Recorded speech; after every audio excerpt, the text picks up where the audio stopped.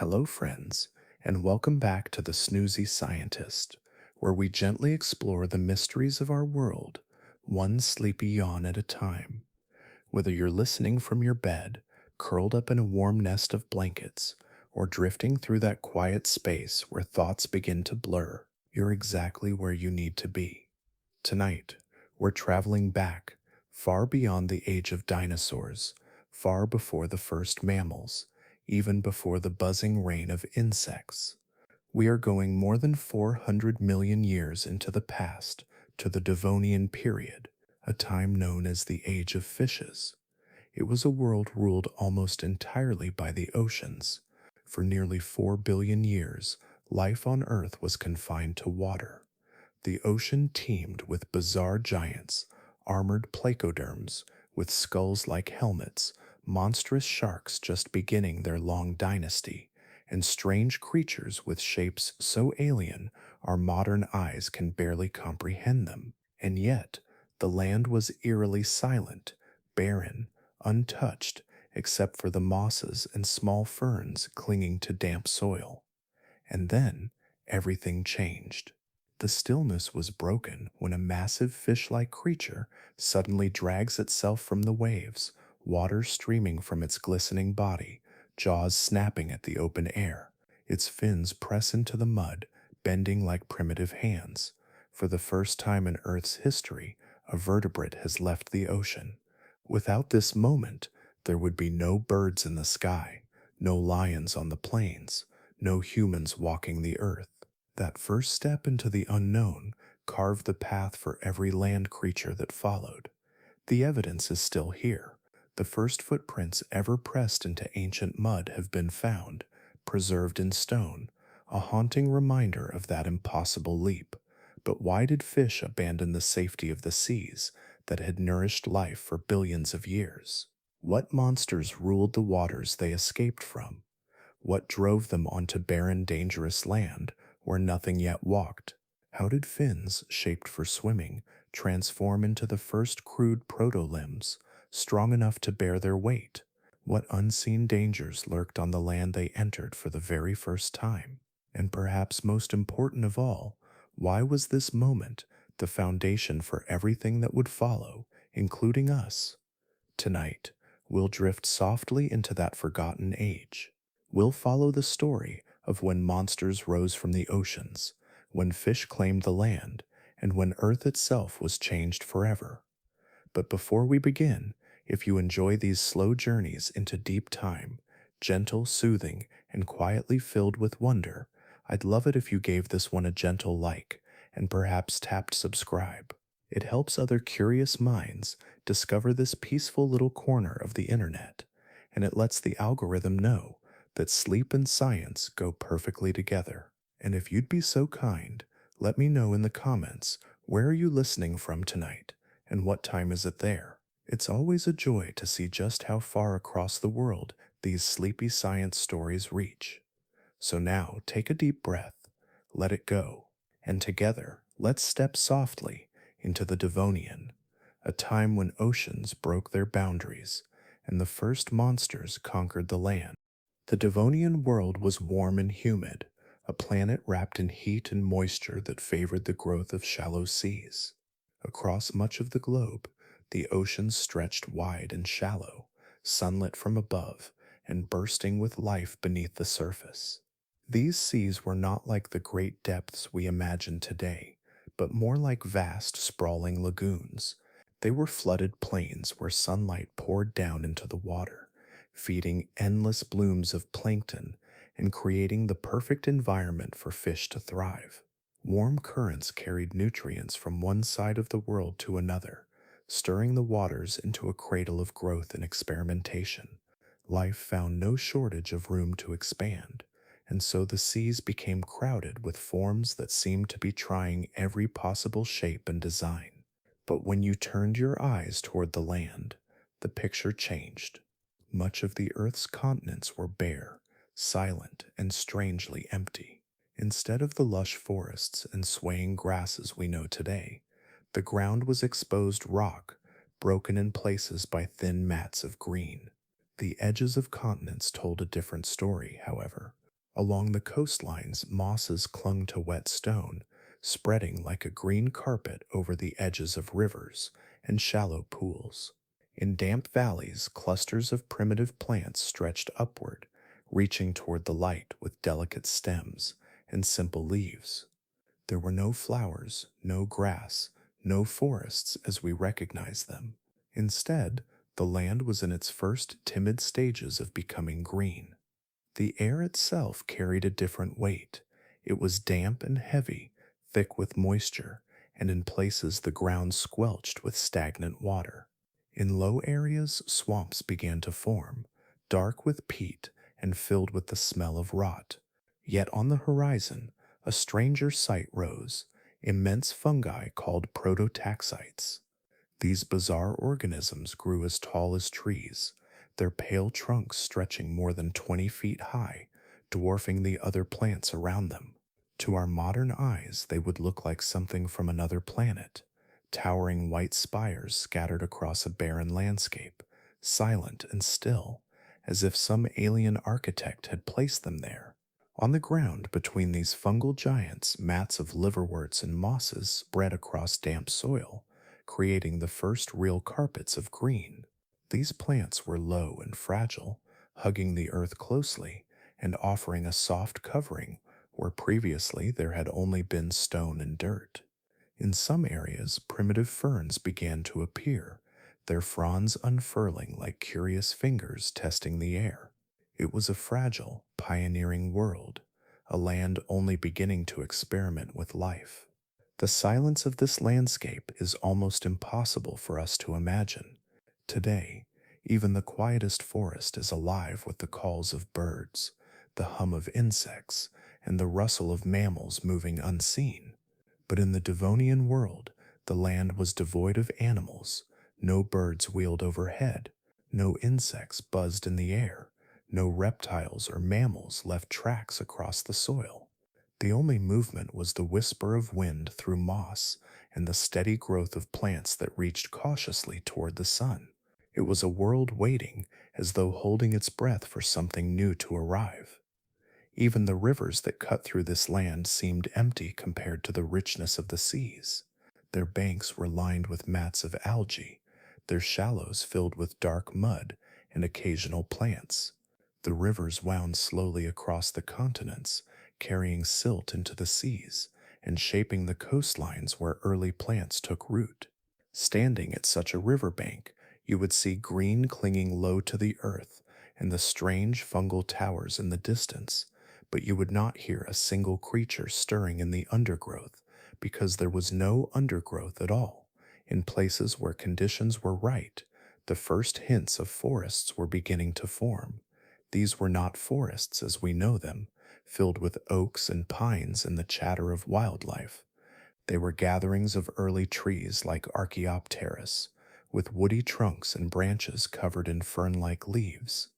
These early trees sometimes grew in clusters near rivers and wetlands, casting shade onto the mosses and ferns below. With their height and structure, they reshaped the landscape, reaching upward in ways no plant had before. To walk among them would be to step into a world of giants, silent and strange, with canopies overhead that were beginning to carve shadows into the sunlit land. Everywhere else, however, the land remained exposed and alien. The rocks were bare, the soil thin, the green still patchy and weak compared to the strength of the oceans. From a distance, the continents would have looked like vast stretches of stone, broken by occasional smudges of green and the ghostly outlines of towering fungi. The life of the Devonian was still concentrated in the waters, but on land, the stage was slowly being set. The carpets of moss, the rise of ferns, the fungi towering like sentinels, and the first forests of Archaeopteris were preparing the world for something larger. The earth was building a foundation, greening its surface, and shaping an environment that would one day welcome the first animals to crawl from the sea and test their strength on solid ground. Beneath the warm surface of the Devonian seas, life exploded in ways that pushed the boundaries of form and power. The waters were crowded, filled with creatures that looked both fascinating and terrifying, and none more so than the great placoderms. These were fish unlike any alive today. Their heads and bodies were encased in heavy plates of bone that locked together like natural armor, and their mouths carried not teeth as we know them, but sharpened slabs of bone that cut and crushed with astonishing force. The most fearsome of all was Dunkleosteus, a monster that could grow to nearly 30 feet in length. Imagine swimming beside a predator as long as a city bus, its armored head glinting in the light, its jaws opening wide enough to snap a shark in half. The bite of Dunkleosteus was among the most powerful of its age, strong enough to shatter armor, strong enough to silence almost anything that crossed its path. But Dunkleosteus was only one example of the giants that roamed these seas. The Devonian was a time when predators and prey both reached new extremes, testing the limits of what life could create. Sharks, still young in their evolutionary story, began to rise to prominence. They were smaller than the sharks of later ages, but they were fast, sleek, and already dangerous. Some glided silently through shallow lagoons, their streamlined shapes perfected for ambush. Others ventured into deeper waters, chasing schools of smaller fish with bursts of sudden speed. These early sharks carried the beginnings of traits that would allow their descendants to dominate the oceans for hundreds of millions of years. Even now, their dynasty has never truly ended, but in the Devonian it was only just beginning. Amidst these predators swam creatures of bizarre variety. Ray-finned fish, the ancestors of most modern species, began to spread and adapt to different roles. Their fins, supported by slender rays of bone, gave them precision and flexibility in movement, allowing them to dart quickly through crowded waters or hover carefully among reefs and plants. They were agile, efficient, and capable of occupying almost every corner of the sea. Some were small and delicate, shimmering in the light as they slipped between shadows, while others grew larger and took on heavier builds. They were the silent foundation of the food web, prey for larger monsters and hunters of smaller creatures in their own right. Alongside them, the lobe-finned fish experimented with bulkier designs. Their fins were thicker, supported by strong bones and muscles, giving them a powerful stroke through the water. Many grew large and heavy, moving with deliberate force rather than darting speed. They were built for strength, for survival in shallow waters, where currents were sluggish and predators lurked around every bend. Some of these lobe fins carried features that seemed almost prophetic. Their fins bore the bones that would one day become limbs. Their lungs allowed them to gulp air when water grew stagnant. In their bodies were the first hints of a great transformation that had not yet unfolded, but soon would. The oceans were not only full of giants, but also strange shapes that stretched the imagination. Some fish grew flattened bodies and clung to the sea floor, while others evolved long, eel-like forms that twisted through weeds and reeds. Some were covered in sharp spines, while others had mouths shaped like tubes for siphoning food. The variety of designs spoke of a world in creative overdrive, where life was experimenting wildly, trying every possible solution to survival. Swimming among them, you would feel both awe and unease. Schools of smaller fish shimmered in silver clouds, scattering at the approach of a predator. Shadows shifted in the distance, sometimes revealing armored hunters with massive jaws, sometimes dissolving into nothing but silt. The water itself carried the tension of constant pursuit, of creatures always hunting and always being hunted. For every giant predator, there were countless smaller species evolving strategies to evade them, and for every prey animal, there was a shadow in the water waiting to strike. In the reefs and shallows, corals built strange landscapes where fish darted in and out of labyrinthine passageways. Crinoids, Sea lilies anchored to the seabed, swayed gently in the currents, their feathery arms filtering food from the water. Brachiopods clung to rocks, and trilobites scuttled across sandy floors. And the Devonian seas were not just filled with giants, but with entire ecosystems that thrived in layers, each form of life feeding and being fed upon, each part of the whole adapting to constant change. Above all, it was the sense of scale that set this world apart. Dunkleosteus and its armored kin, sharks beginning their long reign, ray-finned and lobe-finned fish diversifying into countless shapes, all shared the same waters. It was an ocean alive with giants, alive with experiments, alive with menace and wonder. And within this crowded, dangerous world, the story of life was preparing to spill over its boundaries. The seas were restless, and their creatures were beginning to test the limits of what they could become, reaching slowly, almost imperceptibly, toward the silent land waiting just beyond the surf. Among the crowded waters of the Devonian, not every creature was built for speed or strength alone. Some carried within their very bones the first hints of an entirely new possibility. These were the lobe-finned fish, and although at first glance they looked much like the countless other swimmers around them, their bodies held a blueprint that would one day change the course of life on Earth. Unlike the sleek ray-finned fish that darted through the open seas with delicate fan-like appendages, the lobe fins had something different hidden inside their sturdy bodies. Their fins were thick and muscular, built with bones strong enough to push against the mud of shallow waters. If you could peel back the flesh and scales, you would see something astonishing. Bones arranged in a pattern that would one day become familiar to us all. A single sturdy bone at the base, branching into paired supports, and then into smaller rods beyond.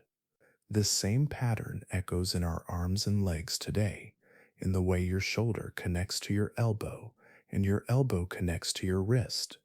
In the fins of these Devonian pioneers, nature was already sketching the outlines of the limbs that would eventually walk the land. Picture one of these fish in the shallows, its thick fins pressing into the soft bottom. Instead of simply sweeping through the water like a paddle, the fins pushed and levered, giving the creature an advantage where the water was sluggish and the silt was heavy. These fins were not yet legs, not even close, but they carried within them the strength and structure that would make legs possible in the ages to come. Step by step, or rather push by push, the architecture of movement on land was being drafted in the bodies of fish. But bones were not the only innovation stirring within these pioneers. Inside their bodies, another adaptation was quietly unfolding. For countless generations, fish had relied solely on gills to pull oxygen from the water. Yet in the stagnant shallows of the Devonian, oxygen levels often dipped dangerously low. To survive, some species developed a new strategy. The gas-filled sacs that once helped them control their buoyancy began to change, branching into tissues that could pull oxygen directly from the air. In these primitive lungs, a simple swim bladder had transformed into a life-saving organ. Imagine one of these lobe-finned fish stranded in a shrinking pool as the dry season baked the mud around it. Where other fish would suffocate, it lifted its head to the surface, gulped at the air, and filled its lungs. Each breath was crude, each gasp an awkward experiment. Yet it was enough. The ability to draw oxygen from the air turned certain death into survival, and survival gave time for adaptation to deepen. These lungs did not replace gills, not yet, but they worked alongside them, a dual system that offered a chance where others had none. The picture becomes even more vivid when you imagine how these pioneers behaved. In waters where predators patrolled the depths, hugging the edges of swamps and lagoons offered safety. A lobefin could press itself low against the bottom, shuffling forward with its sturdy fins, and when the air grew thin, it could rise to the surface and gulp the sky. Some may even have squirmed across short stretches of wet ground between pools, their bodies straining, fins flapping against the mud. It would have been a slow and awkward crawl, more like dragging than walking, but it was enough to test the edges of a new world. Their skulls also reflected this gradual shift. Eyes were often positioned high on their heads, giving them a view above the surface, while most of their bodies remained hidden in the water. This allowed them to watch both realms at once, to peer into the air where new possibilities awaited, while still remaining anchored in their watery home. Gulping air, pressing against mud, peering above the surface, all these small adjustments gave them an edge. To us, these creatures would have looked strange and ungainly, caught halfway between two identities, yet in their strangeness lay the seeds of something extraordinary. The thick bones in their fins, the primitive lungs branching from swim bladders, the habit of lifting their heads to gulp air in stagnant waters, all were experiments that nature would refine again and again. These experiments were not yet true limbs, not yet true steps onto land, but they were the first whispers of a future in which vertebrates would no longer be bound to the sea. And so, in the Devonian shallows, the first pioneers prepared themselves, perhaps unknowingly, for a leap into the unknown. Their bones carried the strength to push, their lungs carried the breath to endure, and their instincts carried them ever closer to the shoreline. Beyond the reeds and mats of moss, the silent land waited, barren and still, ready to be tested by the strange creatures stirring at its edge. The lobe-finned fish, with their sturdy bones and primitive lungs, were not only strange experiments of evolution, but also survivors in a world that could suddenly turn against them. The Devonian seas may have seemed vast and rich, but in the shallows, danger was never far away. In warm lagoons and swampy edges of rivers, the water sometimes grew still, without fresh currents to stir it. Oxygen slipped away, leaving behind murky, suffocating pools. In these stagnant places, gills alone could no longer provide enough air. Fish gasped in the shallows, their bodies straining for breath, many failing and floating lifeless to the surface.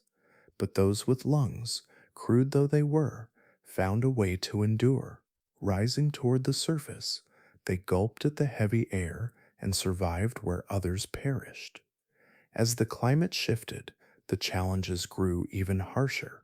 The Devonian was not a time of constant stability. Dry seasons came, sometimes suddenly, shrinking ponds and streams until they became little more than muddy puddles.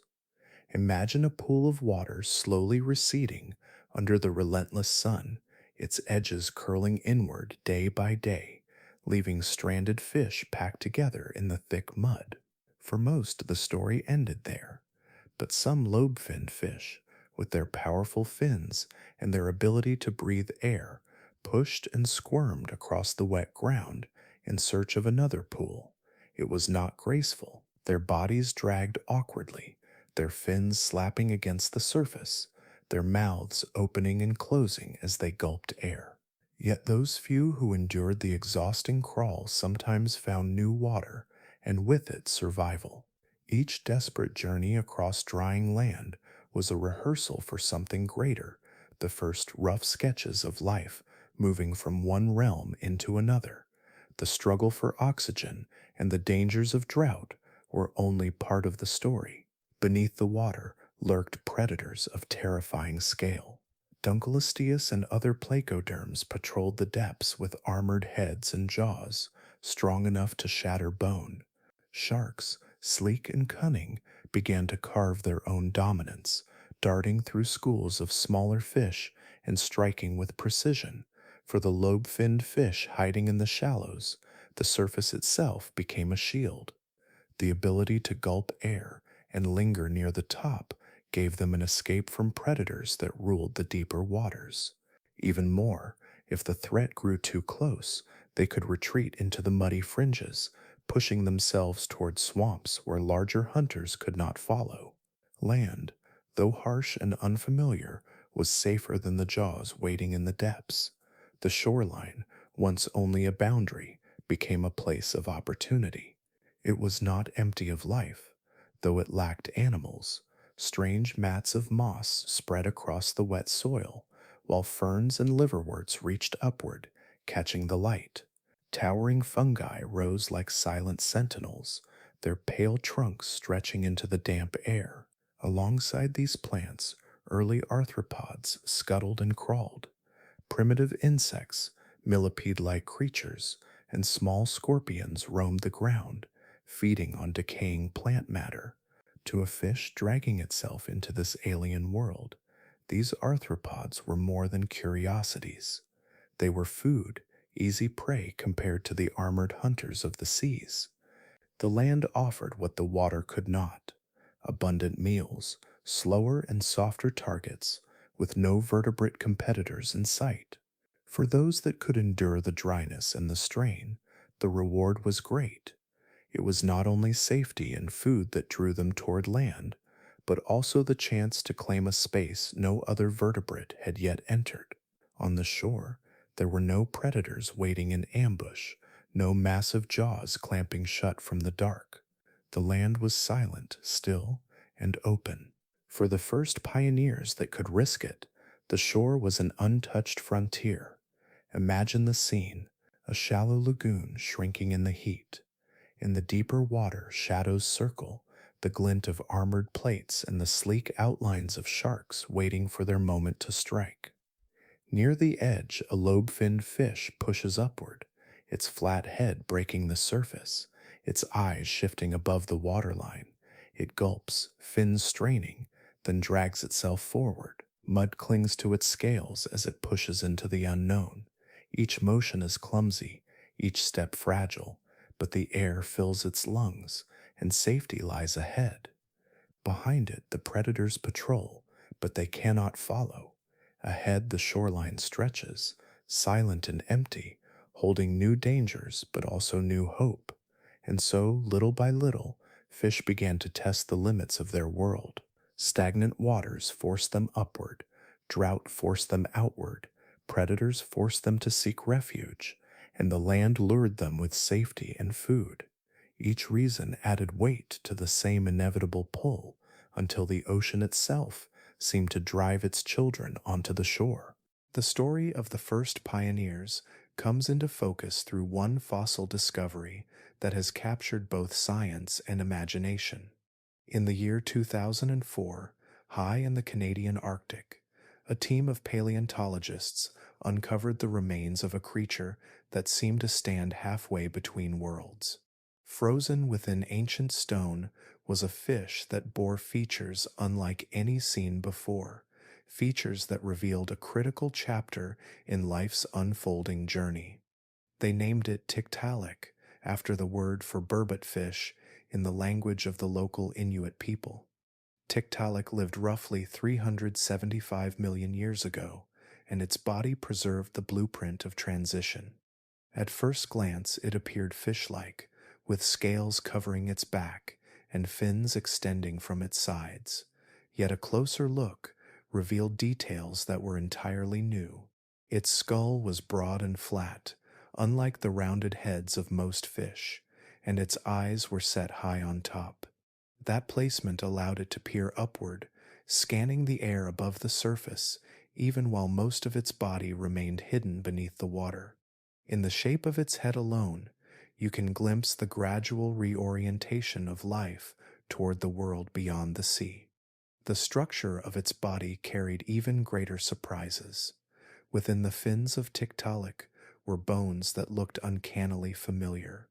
There was a strong single bone that connected to the shoulder, branching into paired bones that reached outward, and then into a cluster of smaller elements that resembled the beginnings of wrists. These proto-wrists gave Tiktaalik the strength to press against the ground, to prop itself up in shallow water, or even to push its body across muddy banks. It was not walking, not yet, but the architecture of walking was already present. For this reason, scientists often call it the fish with hands. The bones inside those fins mirror the very bones in our own arms and wrists today. Another feature distinguished Tiktaalik from the fish that came before it: a neck that could bend. Most fish carry their heads fused tightly to their shoulders, their eyes and jaws fixed to the motion of their entire bodies. Tiktaalik broke that mold. Its skull was separate, allowing it to lift, turn, and angle its head with freedom. This small adjustment opened a new way of interacting with the world.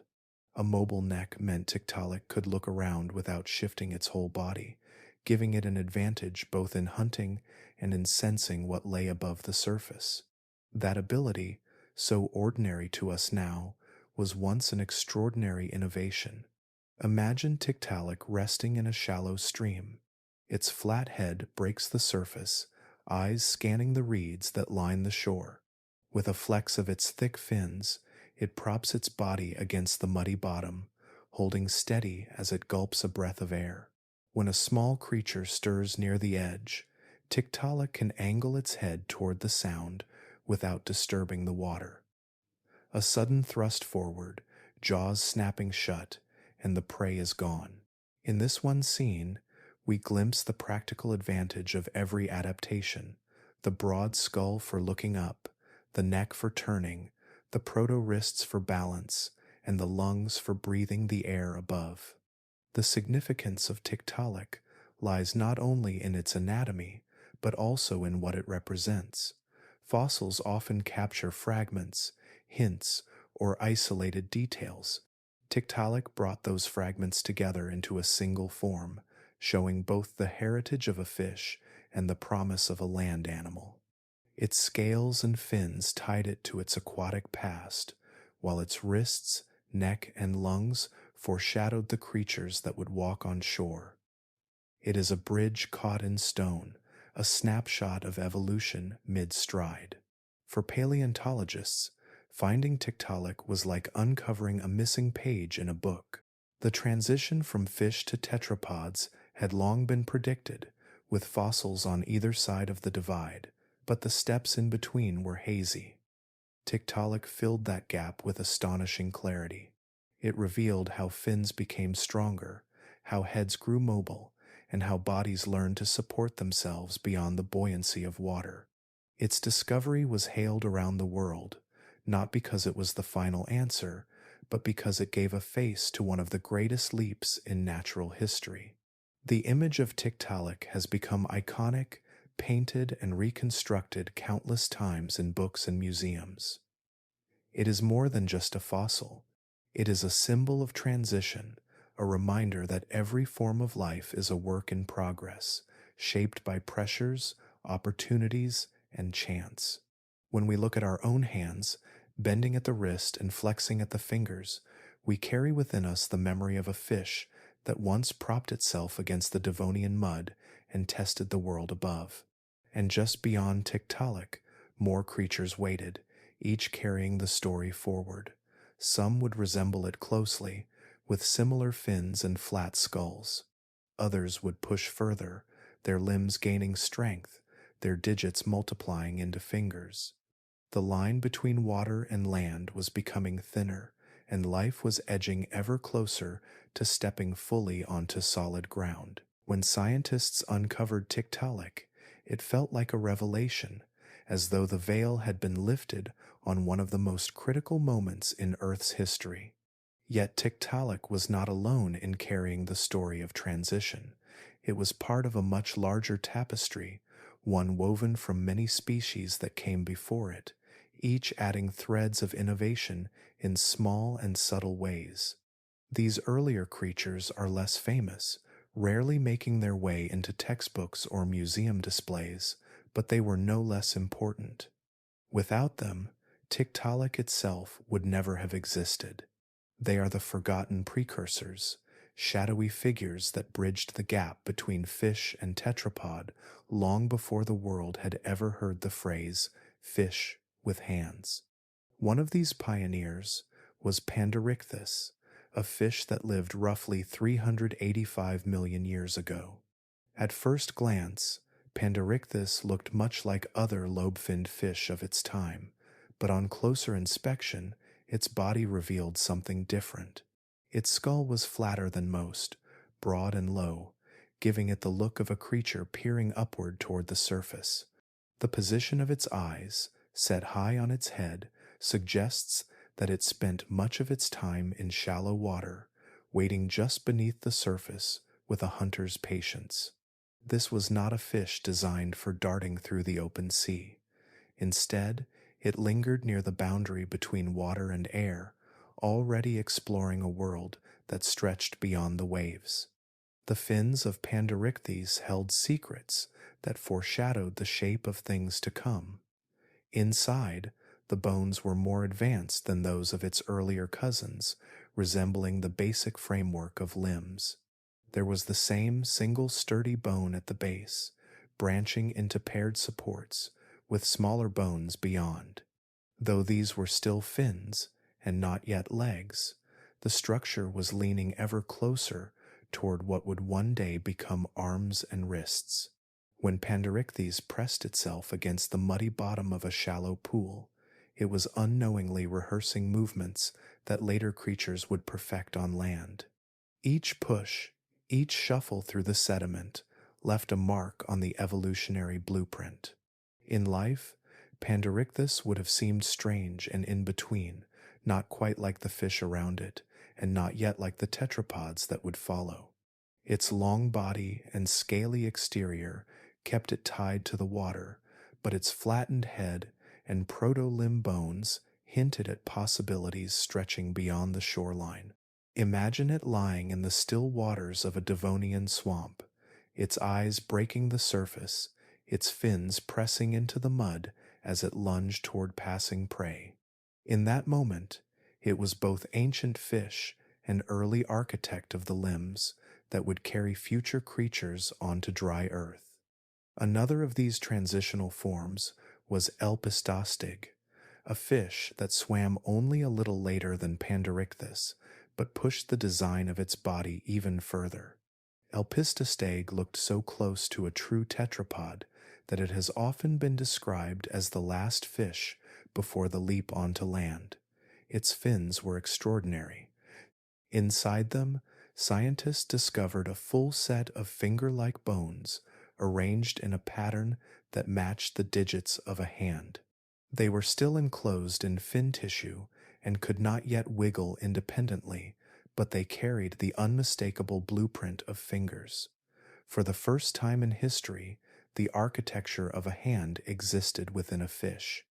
Elpistostege also showed changes in its ribs and body structure, hints that it was capable of supporting its weight in shallow waters. Picture it resting in a quiet lagoon, pressing down with its fins, lifting its body slightly against the pull of gravity. The motions would have been subtle, almost imperceptible compared to the strides of later creatures, but each adjustment was a rehearsal. Evolution does not leap forward in sudden bounds, but in countless small steps, many of them invisible until viewed through the lens of deep time. Elpistostege was one of those steps, a creature caught on the very threshold of walking. What makes these forgotten precursors so haunting is that they are often overlooked in the grand narrative. Tiktaalik has earned fame because it presented so many transitional features at once, but Panderichthys and Elpistostege show us that the path was never sudden. It was a slow accumulation, with each species carrying a piece of the puzzle. One developed flatter skulls, another refined the bones inside its fins, another experimented with ribs strong enough to support its weight. Layer upon layer, these small innovations built toward the moment when a vertebrate would finally claim the land. Imagine the Devonian world with all three together. In the deeper shallows, Panderichthys lingers with eyes set high, waiting in ambush. In the reed-filled lagoons, Elpistostege presses itself against the mud, its proto-fingers hidden within its fins. And further along the evolutionary line, Tiktaalik pushes its flat head above the water, propping itself with proto-wrists. None of them alone could tell the whole story, but together they map the gradual steps of a journey that would one day give rise to amphibians, reptiles, birds, mammals, and us. These creatures remind us that evolution is not about single moments of sudden change, but about countless generations pushing slowly in new directions. Panderichthys and Elpistostege may not capture the spotlight, but they carry within their bones the whispers of what was to come. In their flat skulls, their proto-limbs, and their finger bones hidden inside fins, they reveal the patient unfolding of life's greatest experiment, the move from sea to land. The story carried forward from Panderichthys and Elpistostege into creatures that finally began to cross the boundary between water and land. These were the first tetrapods, animals that no longer had only fins, but limbs, complete with digits that could press into mud and brace against gravity. Their lives were still bound tightly to the water, but their bodies carried features that spoke of a new possibility, of the first attempts to explore the alien silence of the shore. One of the most fascinating of these early tetrapods was Acanthostega. To see it alive would have been to glimpse a creature both strange and familiar. Its body was long and low, like a fish, but its head was flat and broad, and its limbs ended in digits that spread out like a fan. In fact, Acanthostega had 8 fingers on each hand. This number, far more than the 5 we carry today, shows just how experimental evolution was during this period. The blueprint of limbs had not yet been settled. Different designs were being tested, as though nature were searching for the arrangement that worked best. For Acanthostega, 8 digits provided wide paddles, well suited for pushing through water and for gripping soft vegetation in swampy shallows. Despite its limbs, Acanthostega was not built to stride across land in the way we might imagine. Its skeleton was still too weak to hold its weight upright for long. Its ribs, though stronger than those of its fish ancestors, could not support the full pressure of gravity. Most of its time was spent in the water, where buoyancy lifted the strain from its body. There it could maneuver with ease, using its limbs to paddle and steer while surfacing for air with its primitive lungs. On land it would have been awkward, dragging itself with clumsy effort, more like a stranded fish than a walker. Yet even in that struggle, something revolutionary was taking shape. The first tetrapod limbs, though not perfect, were functional enough to begin bridging the two worlds. If Acanthostega represented one branch of this early experiment, another creature named Ichthyostega carried the design a step further. Ichthyostega had limbs that were stronger and more capable of supporting its body outside of water. Its skeleton was more robust, with ribs that wrapped tightly around its chest, helping it to withstand the pull of gravity. Its hind limbs were especially powerful, suggesting that it could use them to crawl onto land with deliberate effort. While Acanthostega seemed most at home in swampy shallows, Ichthyostega showed the beginnings of a creature that could haul itself across solid ground for longer stretches. Imagine Ichthyostega emerging from a lagoon. With each movement of its strong hind limbs, it pulled itself onto the muddy bank, its broad tail dragging behind, its head lifting to peer into the open air. Its limbs pressed into the soil, leaving behind the first true marks of tetrapod life on land. It was still far from graceful. It would not have roamed far from the water's edge, always needing the safety of its aquatic home. But compared to Acanthostega, Ichthyostega had begun to show that life could venture further than a few clumsy steps. What stands out in this time is the diversity of limb forms that emerged. Some tetrapods had 8 digits, others had 7, and some may have had even more. The 5-fingered pattern that seems so natural to us today had not yet been fixed. Evolution was experimenting, producing a variety of possibilities, most of which would eventually disappear. These strange arrays of digits tell us that the earliest tetrapods were not perfected walkers, but test cases in an ongoing experiment. Some limbs were broad paddles for swimming, others were sturdy props for crawling, and still others combined both roles in ways that seem odd to us now. This diversity shows just how fluid the boundary between fish and tetrapod really was. The first steps onto land were not taken by a single species, nor in a single way. They were the combined efforts of multiple lineages, each trying slightly different strategies, each carrying pieces of the puzzle forward. In their bodies, we can see the uncertainty of a world in transition. Fins had become limbs, but what those limbs should look like was still undecided.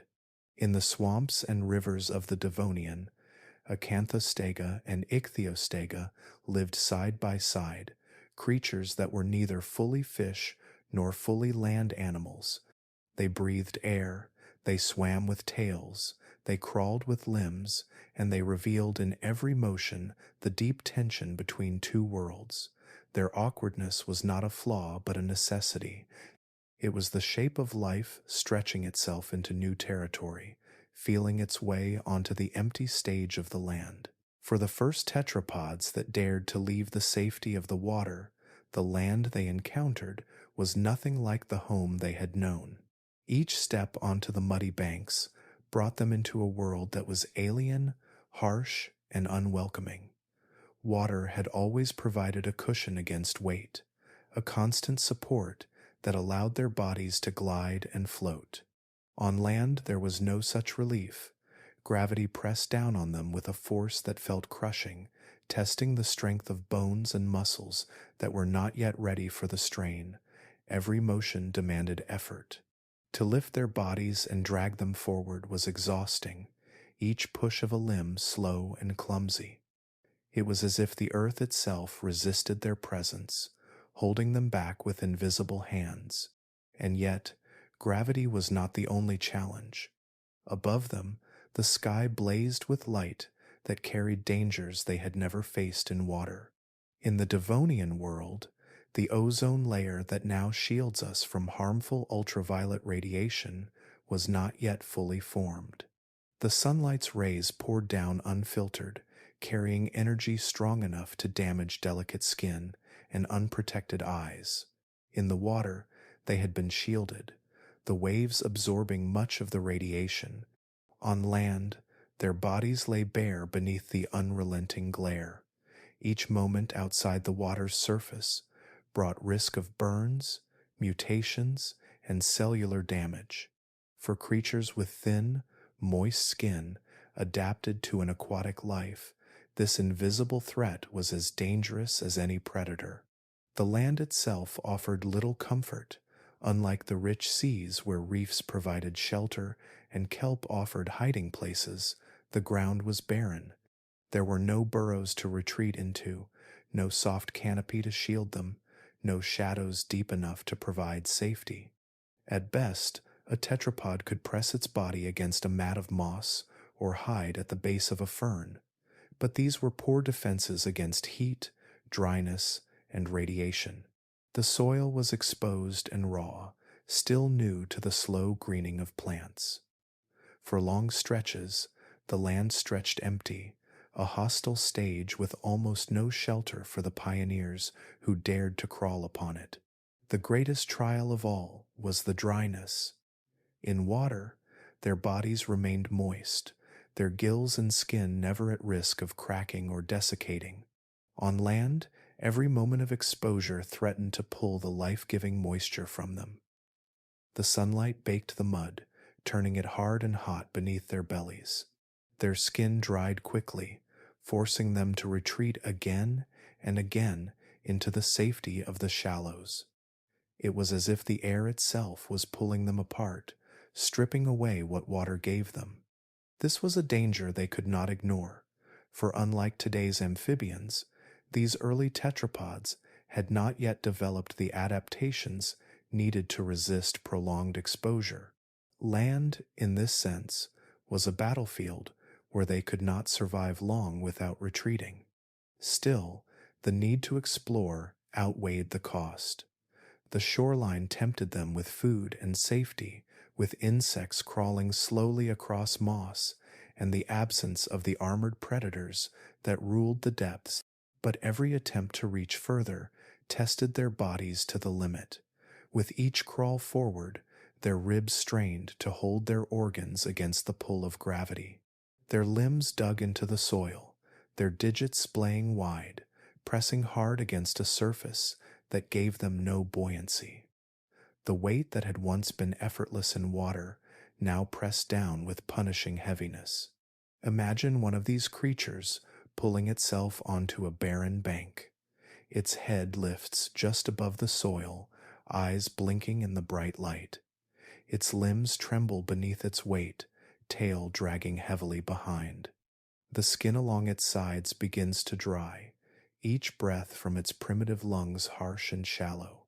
The ground feels solid yet unforgiving, every step resisted by gravity, every second exposed to the burning rays of the sunlight.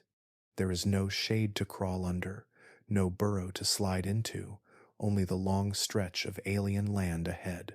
And yet, there was something compelling about this new world, something that drew them back again and again, despite its dangers. Each time they ventured onto land, they lingered a little longer. They discovered insects moving slowly across the soil, food that could not escape into the waves. They found pools where the water was thin and warm, easier to breathe in than the stagnant depths of the sea. They felt the absence of predators that stalked the waters, the silence of land offering a kind of safety they had never known. The world beyond the shoreline was hostile, but it was also a frontier waiting to be claimed. The Devonian land was a crucible, a place of hardship where only the strongest or the most adaptable could endure. Ultraviolet light seared down without mercy. Gravity weighed every body to the ground, demanding new strength with every motion. Exposure threatened to drain the moisture from their skin, forcing them to rely on the water again and again.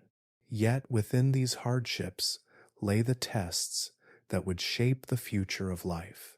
Each awkward crawl across the mud, each trembling push against the ground, was a step deeper into the unknown, a rehearsal for the changes that would allow vertebrates to one day live beyond the sea. In the hostile world that greeted the first tetrapods, breathing itself became one of the greatest struggles. For creatures that had always relied on gills, air was a strange and unfamiliar medium. In the water, oxygen dissolved and passed easily over thin membranes, feeding their bodies with every pulse of their gills. But in the Devonian shallows, where drought and stagnation choked the waters of life, oxygen often slipped away. Pools became murky, the surface covered with scum, and fish that lingered too long suffocated where they swam. The pioneers who would one day conquer land found themselves pressed to adapt, and from deep within their bodies, new tools began to form. What began as a simple swim bladder, a gas-filled sac that helped fish adjust their buoyancy, gradually changed into something more. In some species, blood vessels wound their way across the delicate tissue, turning it into an organ capable of pulling oxygen directly from the air. This quiet transformation gave rise to the first primitive lungs. At first, they were crude, not the efficient organs we carry today, but they worked well enough to provide survival where gills could not. For a fish stranded in a shallow pond, lungs meant the difference between suffocating in silence or gulping air and clinging to life. The act of rising to the surface, opening the mouth wide, and pulling in a breath of air must have been awkward, yet it was revolutionary. Each gulp carried oxygen that could be stored and spread through the bloodstream, allowing the fish to endure the suffocating conditions below. Imagine the scene in a drying swamp. The sunlight bakes down, the water is low and stagnant, the other creatures are gasping and dying. And there, At the surface, a lobe-finned fish breaks through the scum, its flat head tilted upward, its throat expanding as it draws in a ragged breath. The air fills its primitive lungs, and for a moment, survival is secured. As lungs began to take on this new role, other parts of the body were forced to change alongside them. In water, a body is supported by buoyancy, and the ribs are little more than a framework. But on land, and even near the surface, the chest had to work harder. As these early pioneers drew in air, their rib cages slowly strengthened, expanding to help support the pressure of breathing in a new medium. Each inhale pressed against bones that had never before carried such weight, and with time, those bones grew stronger. Rib cages widened, their shapes better suited for holding the lungs in place and for keeping the organs from collapsing under gravity. Breathing air was not simply about endurance in stagnant pools. It was about survival in times of crisis. When seasonal drought struck, ponds shrank into muddy traps. Entire schools of fish were stranded in puddles, no deeper than a handspan, their bodies flopping helplessly, their gills clogged with silt. Those without lungs perished quickly, but the pioneers with air-breathing organs endured, dragging themselves across the damp mud to the next pool. With each desperate crawl, they carried their new gift, filling their lungs again and again, each breath a bridge between death and life. The first true breaths of air were likely short and shallow, no more than gasps, but each one carried enormous significance. They gave these creatures the ability to hold on just a little longer, to reach the next stretch of water, to rise above the suffocation of stagnant ponds. Over time, these gasps turned into more regular breathing, a habit woven into the rhythm of survival. Lungs and rib cages together reshaped the very posture of these creatures, slowly preparing them for a life that would one day be spent far from water. Even in the shallows, where they still lived most of their days, breathing air became a hidden advantage. A predator that struck from the depths had to rely on water to feed its gills. A pioneer near the surface, lifting its head for a gulp of air, had an edge. It could linger longer in places where others would falter, moving slowly across reeds and mud, its lungs drawing in invisible sustenance from the sky. Each inhale was a small victory, a quiet rebellion against the limits of the ocean. The ribs that thickened, the swim bladders that transformed, the gulps that grew steadier with each generation, all whispered of a future where air would no longer be a last resort, but the very foundation of life. These were the first breaths that carried vertebrates away from the sea, the first whispers of a world where lungs would define survival. And as lungs opened new possibilities, other senses and adaptations stirred to meet the challenges of life, both above and below the water. The first breaths of air changed the way creatures survived, but just as important was the way they began to see the world around them. In the water, vision had always been shaped by murk and movement. Fish watched for shifting shadows, for flashes of light glancing off scales, for silhouettes drifting above. Their eyes were placed on the sides of their heads, giving them a wide field of view to spot predators approaching from any angle. But as the pioneers of the Devonian began to linger near the surface and test the world beyond the waterline, their eyes began to change position, rising upward, pointing not only sideways, but toward the air above. This small shift in anatomy carried enormous consequences. With eyes on top of their heads, these creatures could rest in the shallows, their bodies hidden beneath the water, while their gaze scanned the world above. They could watch for insects crawling along the shoreline, for arthropods scuttling over moss, for the faint tremble of movement in reeds that reached above the surface. Their vision began to cross the boundary between two realms, one eye still rooted in the aquatic world, the other stretching toward land. Imagine a lobe-finned fish or an early tetrapod lying still in a stagnant pool. Its flat skull breaks the surface only slightly, the eyes just above the waterline. From this vantage point, it sees more than fish ever had before. A millipede-like creature drags itself across damp moss nearby. The shadows of tall fungal spires fall across the ground. The air above is alive with possibilities that the oceans had never offered. Each flicker of movement in that new space carried the promise of food, and for the first time, vertebrate eyes were beginning to lock onto prey that did not swim. This proto-predatory gaze reshaped how creatures interacted with their environment. Hunting no longer meant only chasing schools of smaller fish.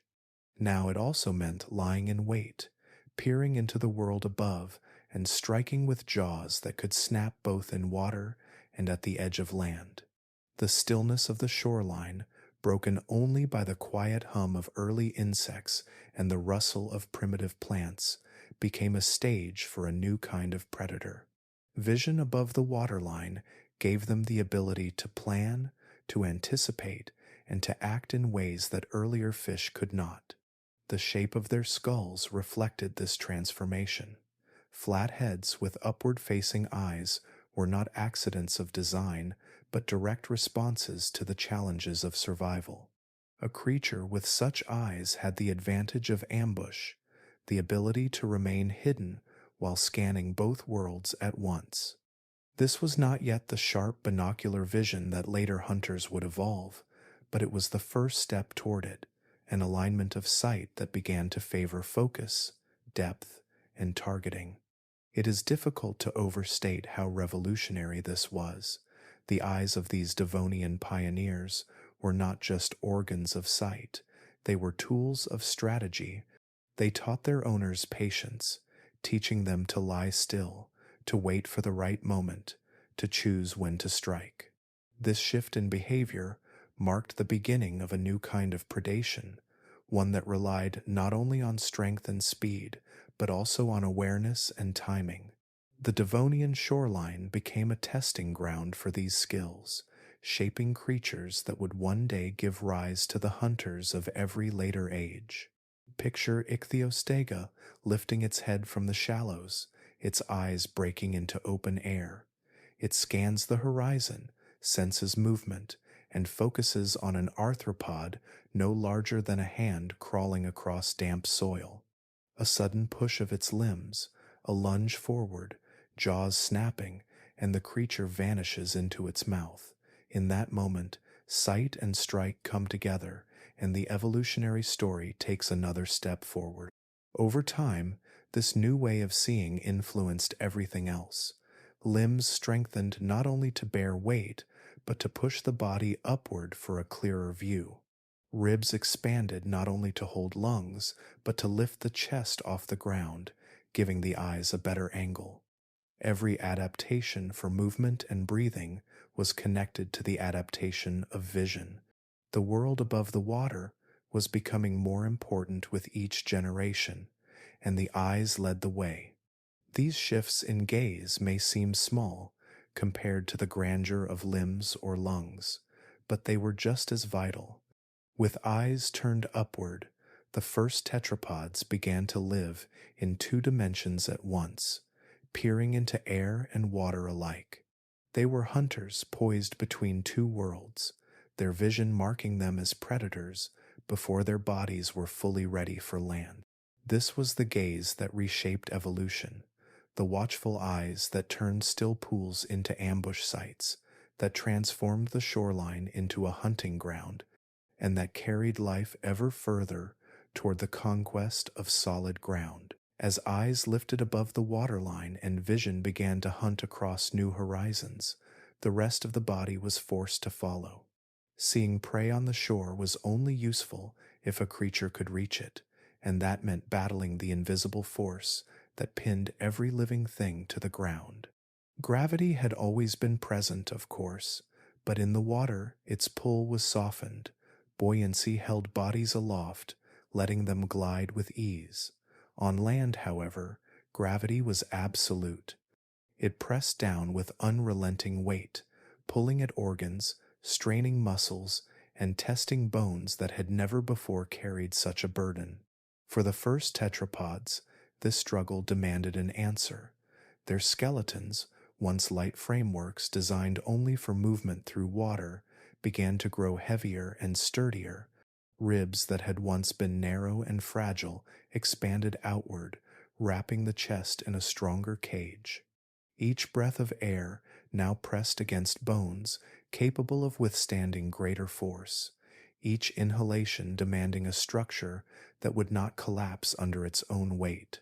The strengthening of the rib cage was not only about protecting the lungs, it was about supporting the very core of the body in a world that no longer carried it. The shoulders, too, began to change. In fish, fins attach to the body in ways that allow fluid strokes through water but provide little power against solid ground. In the Devonian pioneers, those connections grew thicker, reinforced with muscle and bone, turning shoulders into anchors.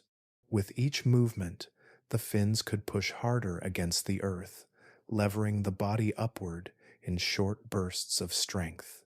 These changes were small at first, invisible to casual eyes, but they signaled a profound shift.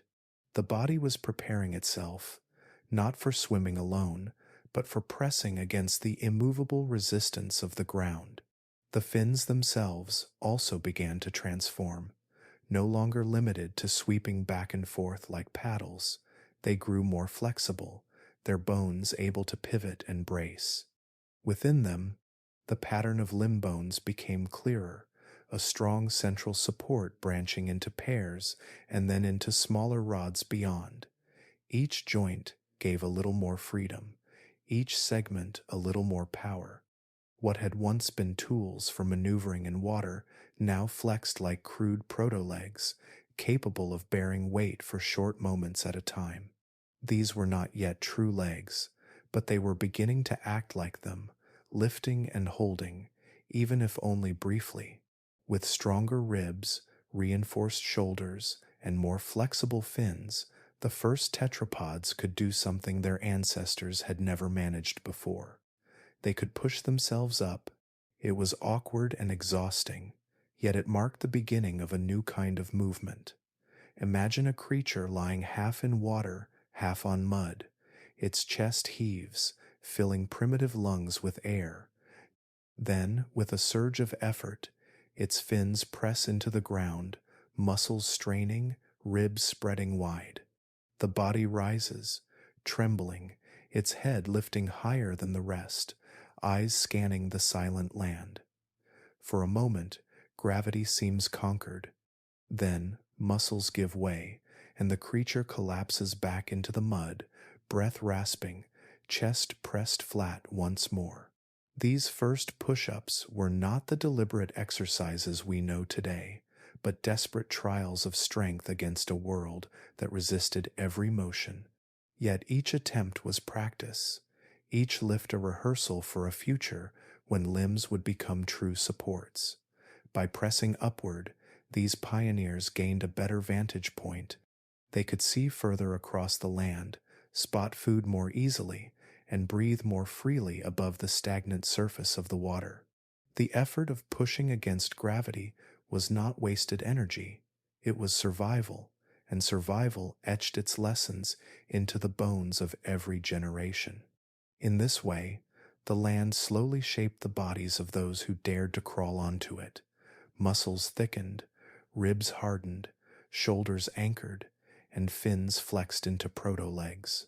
What began as clumsy pushes in mud became the foundation for walking.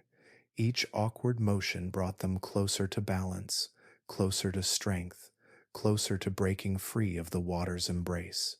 And with each small victory against gravity, the marks of their presence began to appear, pressed into the ancient ground, faint reminders of a time when the first limbs struggled to hold the weight of life on land. The first push against gravity was more than just an internal struggle of muscle and bone.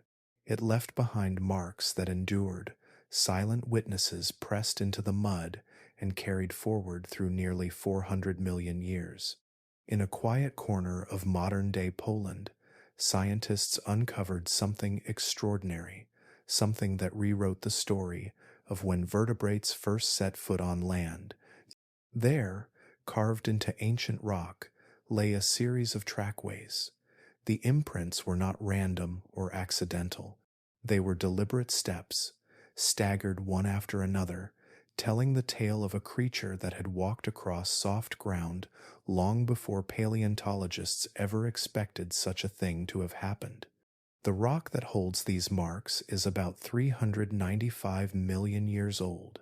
That makes the footprints older than Tiktaalik, older even than the tetrapods we had once thought were the first to emerge.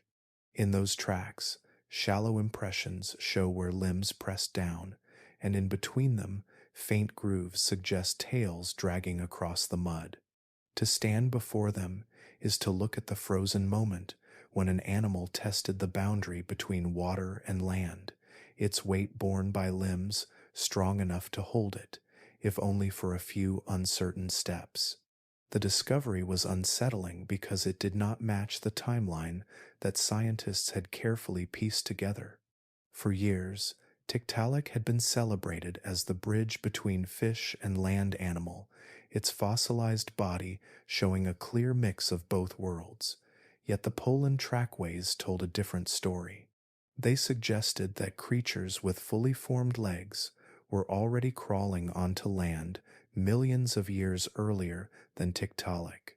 If that was true, then Tiktaalik was not the first pioneer, but rather part of a broader cast of experiments that followed in the wake of even earlier tetrapods. The footprints themselves hold a haunting mystery. They are clearly tetrapod in shape, showing the impressions of limbs rather than fins, but the animals that made them have never been found. No known fossils match the track makers. It is as if a whole lineage of creatures once existed, creatures capable of hauling themselves across land and then vanished without leaving behind their bones.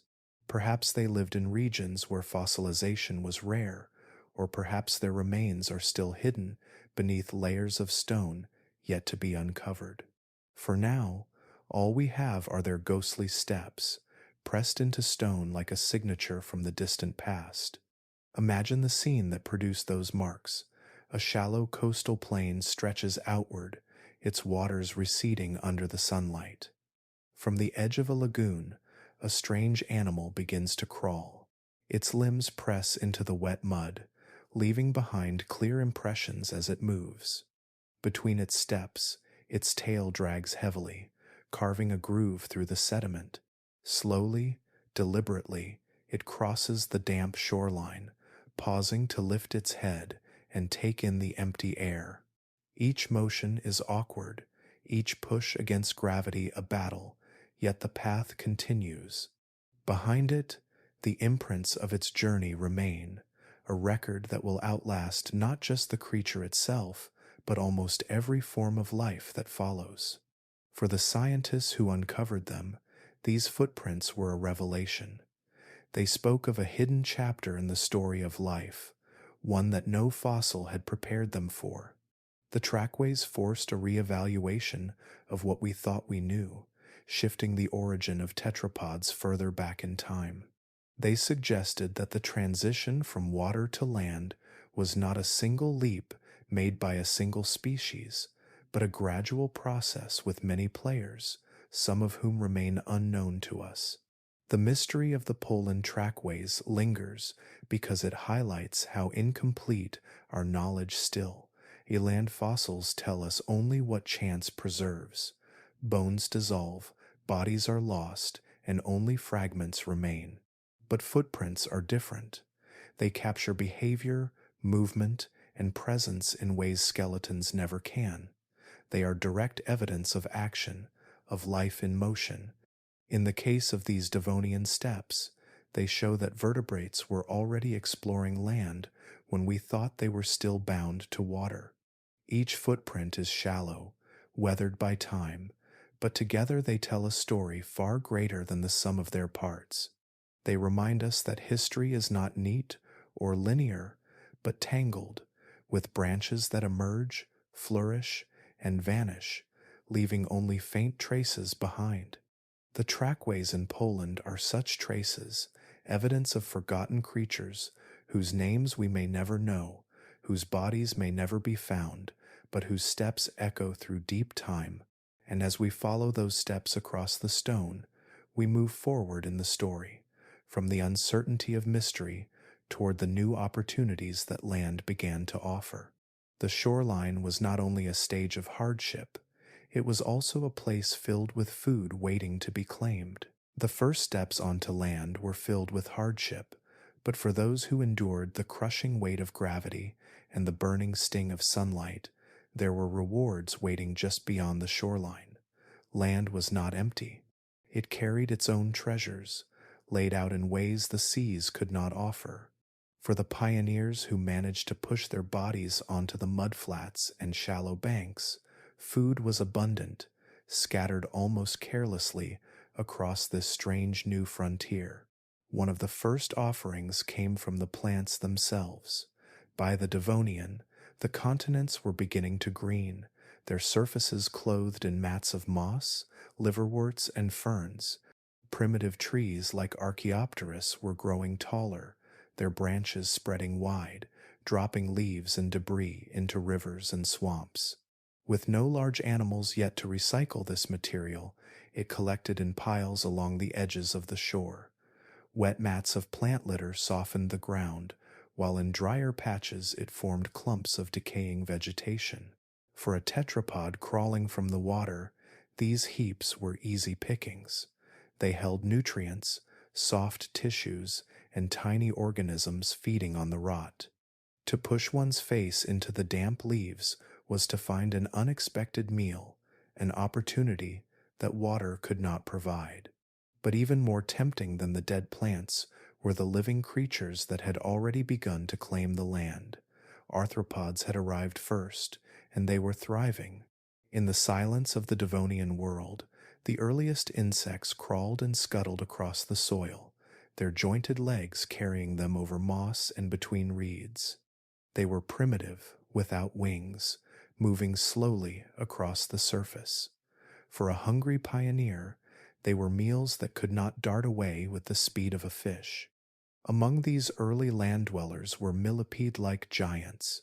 Some stretched several feet long, their many legs rippling in waves as they moved over the damp ground.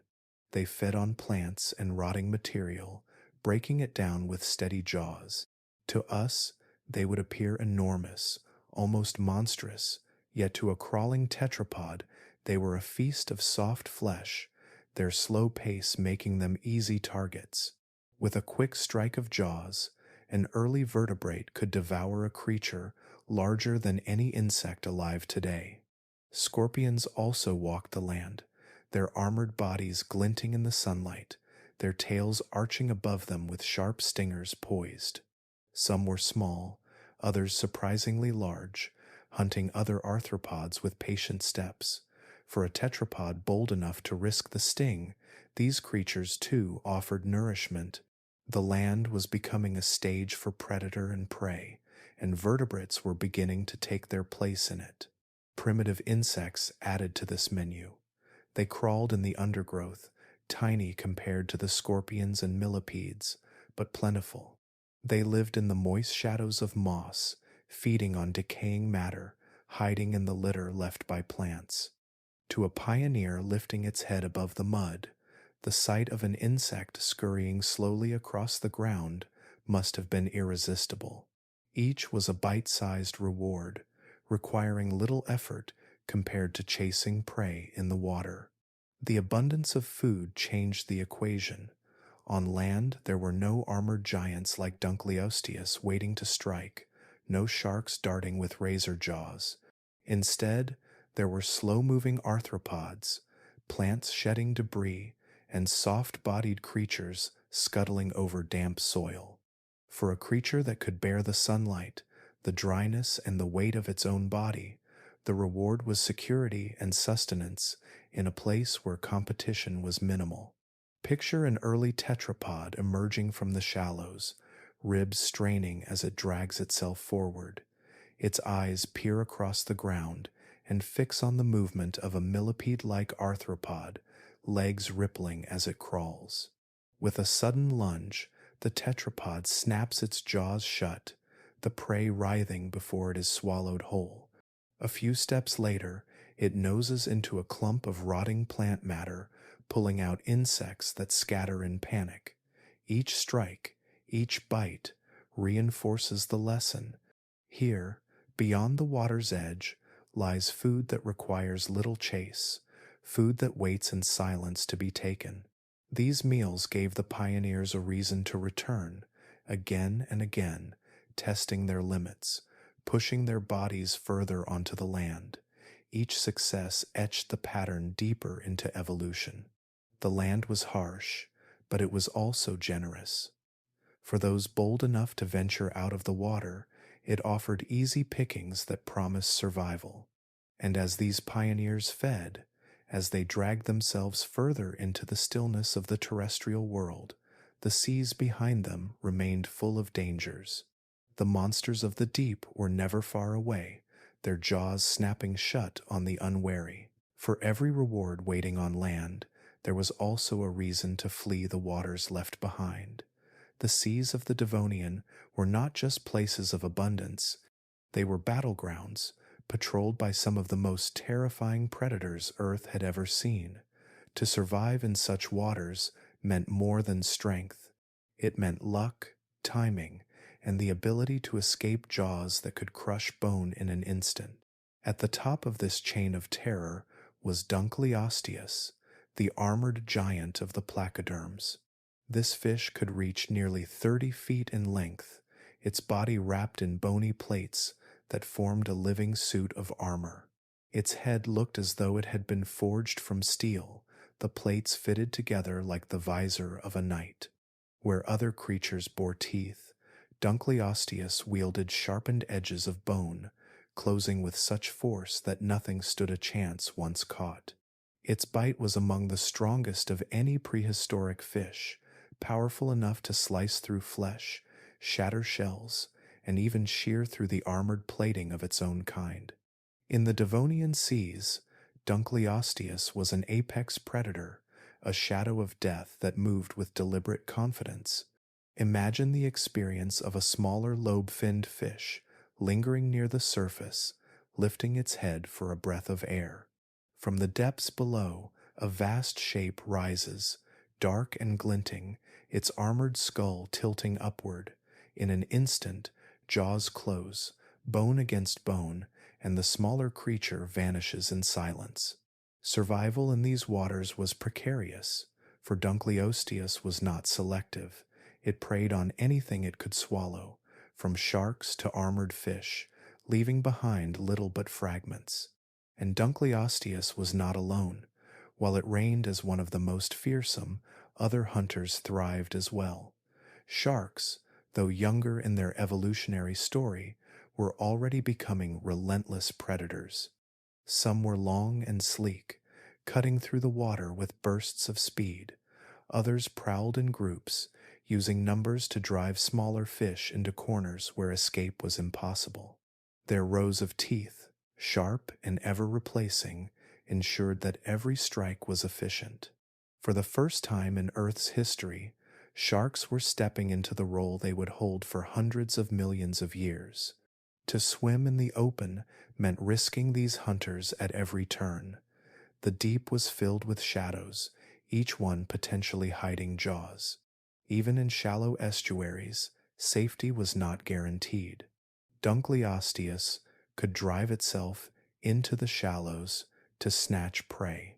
Sharks could follow schools into narrow lagoons, their bodies twisting easily through the channels. The shallow edges where smaller fish sought refuge were often crowded with hunters waiting for the weak or the unwary. It is in this context that land began to look less like a barren wasteland and more like a refuge. However harsh the sunlight, however heavy the pull of gravity, however dry the air, none of those challenges carried the immediate danger of being devoured alive. On land, there were no armored giants lurking in the dark, no shadows with crushing jaws patrolled the mossy banks. For a pioneer that could tolerate the air for even a few minutes, each crawl onto shore was a temporary escape from the constant terror of the water. Imagine an early tetrapod lingering at the edge of a swamp. Behind it, the water stirs, ripples spreading outward as something massive glides just beneath the surface. The creature presses its fins into the mud, ribs straining as it drags its body onto the bank. Its skin dries quickly, the sunlight stings its eyes, but still it moves forward, away from the rippling water. It knows the shadow behind it, knows the crushing jaws that could end its existence in a moment. On the bank it is clumsy and slow, yet alive. In the water it would already be gone. The shallows themselves became zones of desperation. Here, smaller fish huddled, hoping the depth would shield them from Dunkleosteus and the growing numbers of sharks. But predators were adaptable, and time and again the shallows ran red with the aftermath of their hunts. For lobefins with the ability to gulp air and push themselves against the mud, the choice grew clear. Stay in the water and face jaws that could cleave through armor, or crawl forward onto land where, for the moment, the only dangers were heat, dryness, and light. In the endless tug of survival, predators drove evolution as much as opportunity did. Dunkleosteus and the sharks of the Devonian may never have stepped onto land, but their presence in the water ensured that other creatures did. Their reign beneath the waves was a force that pushed pioneers ever closer to the shore, onto mudflats, into forests, and eventually into the new world of air and sunlight. As the deep oceans and crowded shallows became hunting grounds for giants, the pioneers of the Devonian world sought safer places. Far from the endless pursuit of Dunkleosteus and the swift attacks of sharks, quieter waters waited, tucked into the edges of continents. Estuaries, lagoons, and river mouths became sanctuaries, pockets where danger lessened and opportunity spread wide. These places were neither wholly land nor fully sea. They were shifting zones where tides mingled with rivers, where fresh and salt waters blended, where pools deepened in wet seasons and shrank in times of drought. Here, life had space to experiment. The estuary was perhaps the greatest of these testing grounds. In these shallow inlets where rivers met the sea, the water was constantly changing. Some days it was brackish, filled with a mix of salt and fresh. Other days, floods pushed waves of pure river water into the basin, only to be replaced again by the sea. Creatures that survived in such unstable conditions learned resilience. Gills and lungs worked together, fins pressed into soft mud, bodies adapted to a world where nothing stayed the same for long. In these places, the first tetrapods found a balance. They could retreat into the water when needed, but also rise into the reeds and mosses along the edges, practicing short excursions onto land without venturing far from safety. Lagoons told a different story. Protected from the open sea by sandbars or reefs, lagoons were calmer, their waters warmer, their depths shallow and filled with vegetation. Here, predators from the deep struggled to enter, and the pioneers could thrive. With sunlight flooding through, algae and plants grew thick, attracting swarms of insects and arthropods along the edges. For a creature testing the boundary between water and land, lagoons were classrooms. They offered abundant food, soft mud for support, and shallow water where lungs could be trained with steady gulps of air. Each clumsy push of a limb against the ground was cushioned by the safety of a pool only inches deep. Then there were river mouths, winding braids of channels that spilled fresh water into the sea. In these shifting deltas, fish learned to navigate mudflats and sandbanks that appeared and vanished with every change in tide. Pools filled, then drained. Streams cut new paths through the land, leaving creatures stranded unless they could crawl. For those with lungs, these challenges were opportunities. Each time the water withdrew, they dragged themselves forward, discovering that survival no longer depended solely on gills. Each crawl across damp ground etched lessons into their muscles and bones. These were rehearsals for independence, practice runs that prepared future generations for the greater leap ahead. Imagine standing on the bank of a Devonian lagoon. The water is warm, green with plant life, insects hovering clumsily above the surface. In the shadows, a lobe-finned fish lifts its head, eyes breaking into the air. It gulps a breath, then pushes forward, its proto-limbs pressing into the muddy bottom. With a slow heave, it drags part of its body onto the shore, tail still swaying in the water. For a moment, it remains there, chest rising and falling, ribs straining under gravity. Its eyes fix on a small arthropod crawling nearby.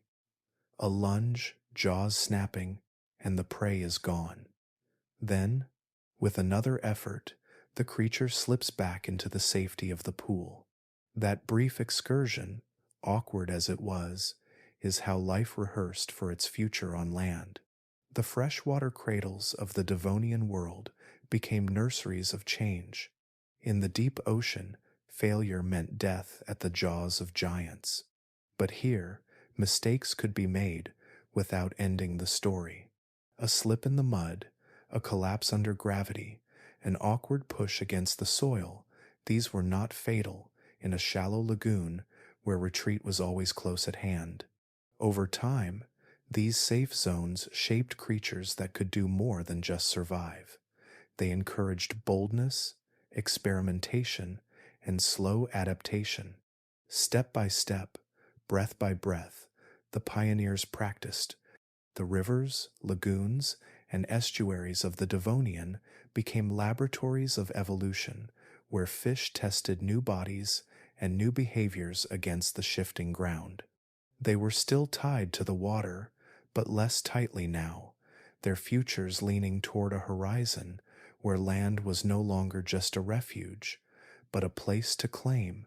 And while many succeeded in these experiments, many others failed. For every species that edged closer to life on land, there were others that left no trace beyond fragments, vanishing before their story could be completed. The lagoons and river mouths of the Devonian acted as laboratories for change, but not every experiment carried forward. For every creature that pressed a little closer to life on land, there were others that faltered and disappeared. Evolution, though we often imagine it as a steady climb, is instead a path scattered with false starts and unfinished stories.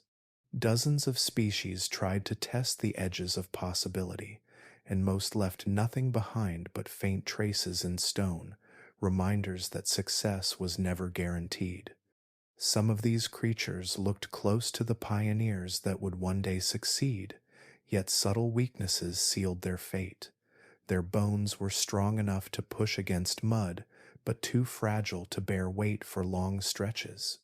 Their lungs were crude, able to gulp air but not efficient enough to sustain long journeys beyond the shallows.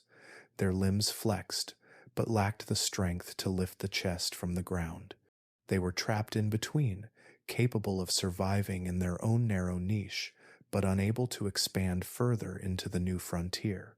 In the story of life, they were the rehearsal acts, species that almost made the leap but never truly crossed it. Imagine one such animal pulling itself into the reeds of a drying lagoon. It lifts its head, eyes peering above the waterline, and gulps the hot air. Its fins, thick and muscular, press against the mud, lifting its chest for a brief moment. It drags itself forward, perhaps even lunging for an insect crawling close by. For a short while it survives on the edge, living between water and land. But when the drought stretches longer than usual, when the next pool is too far, or when predators force it to retreat, its body cannot carry it the distance.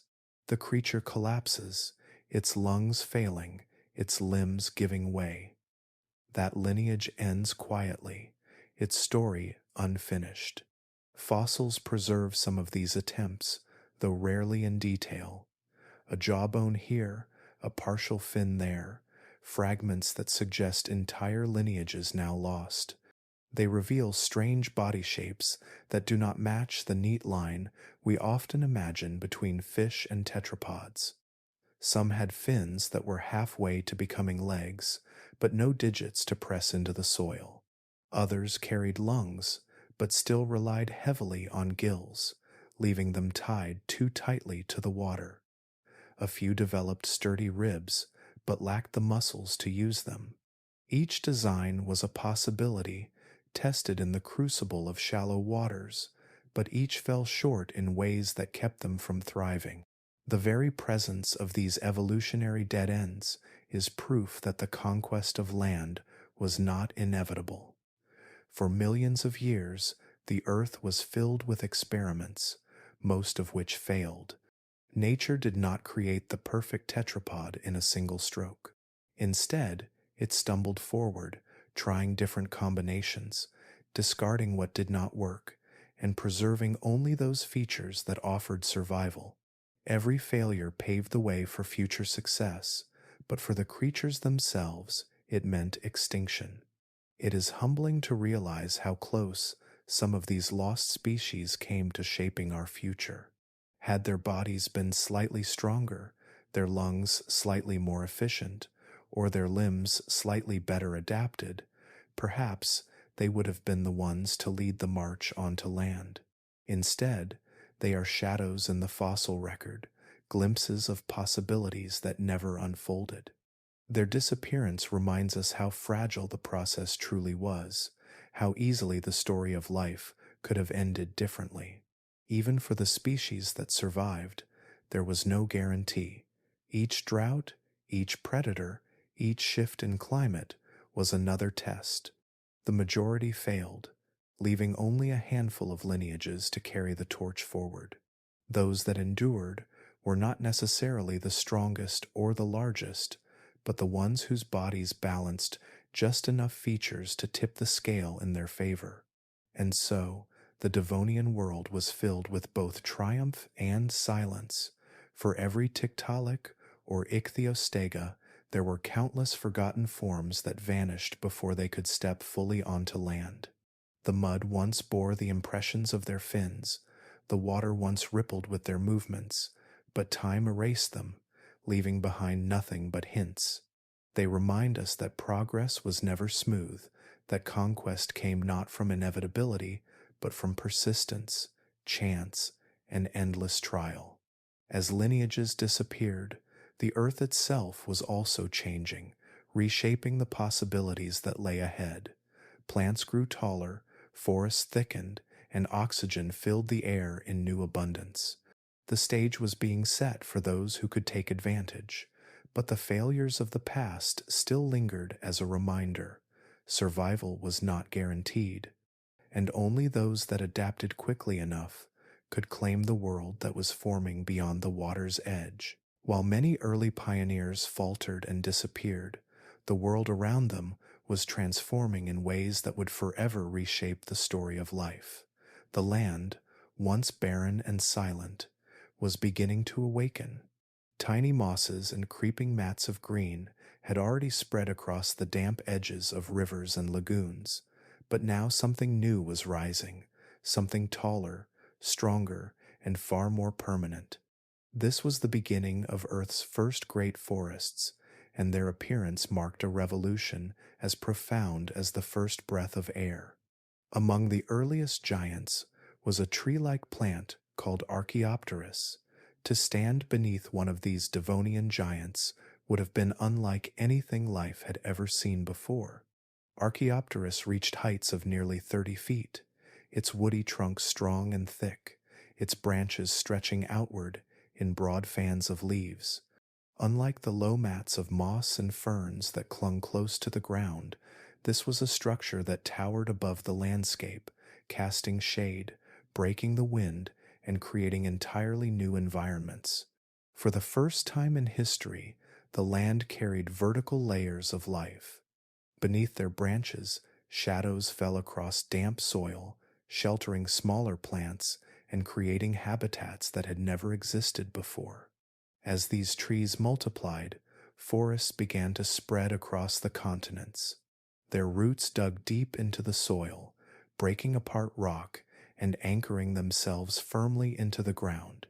With every rainfall, their roots slowed the flow of water, capturing sediments and creating fertile mud. Over time, entire swamps formed, wet and thick with vegetation, their floors littered with fallen branches and decaying leaves. These swamp-like habitats became lush, damp corridors where water and land blended together, providing safe havens for early tetrapods and fertile ground for the arthropods that crawled across the surface. The land was no longer barren, it was beginning to hum with life. But perhaps the most profound change came not from what these forests looked like, but from what they breathed into the world. Plants, through photosynthesis, drew in carbon dioxide and released oxygen as a byproduct. The mosses and small ferns of earlier ages had already begun this process, but the towering forests of Archaeopteryx amplified it beyond anything seen before. With each passing generation, the atmosphere grew richer in oxygen. The air thickened with this invisible resource, rising well above the levels that had once barely sustained the first breathers. For the pioneers struggling onto land, this oxygen boost was nothing short of a miracle. Primitive lungs that once gulped at thin air could now fill more efficiently, providing energy for longer excursions onto shore. Rib cages that strained to lift under gravity could now support stronger muscles, fueled by more abundant oxygen.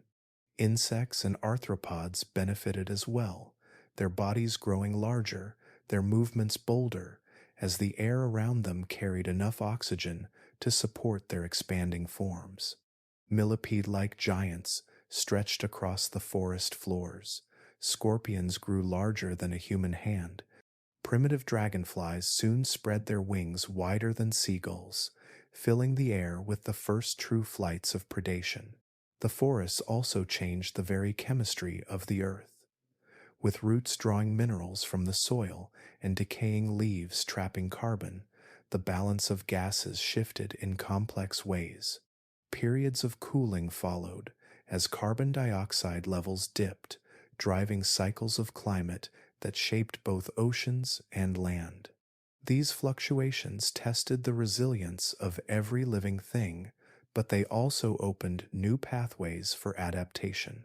Imagine walking through one of these ancient forests.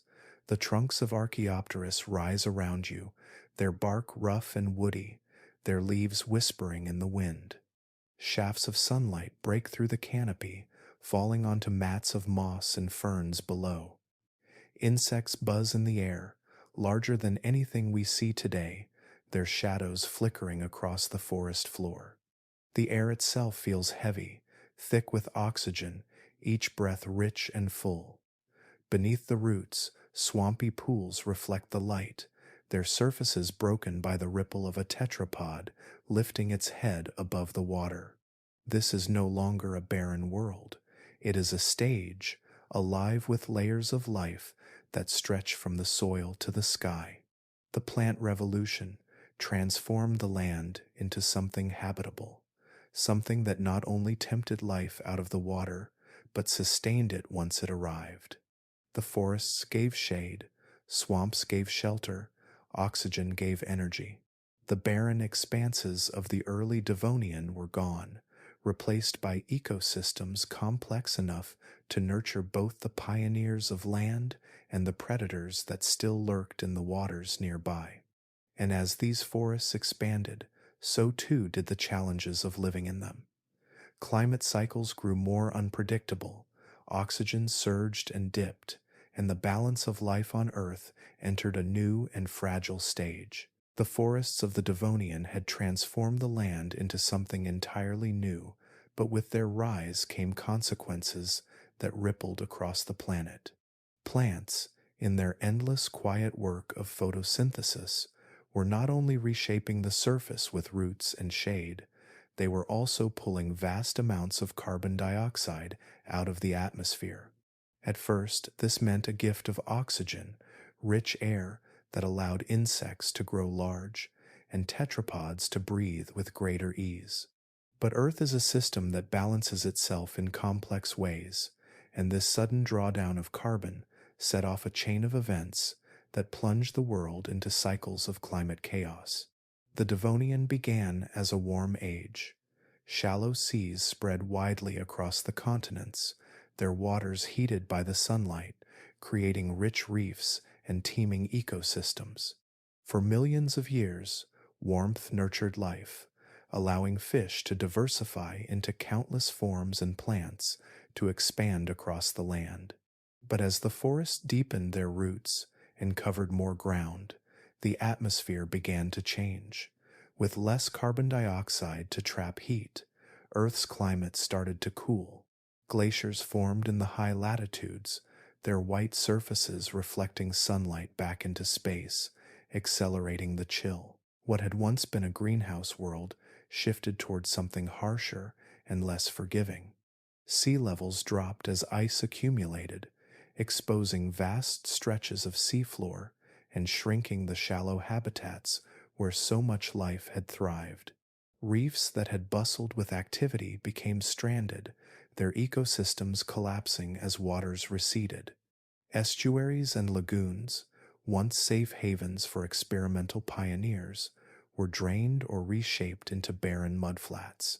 The rhythm of life itself was interrupted as creatures were forced to adjust to rapidly changing conditions. The cooling did not last forever. As glaciers advanced, they eventually melted again, flooding the seas and raising levels once more. Warmth returned, only to give way to another round of cooling.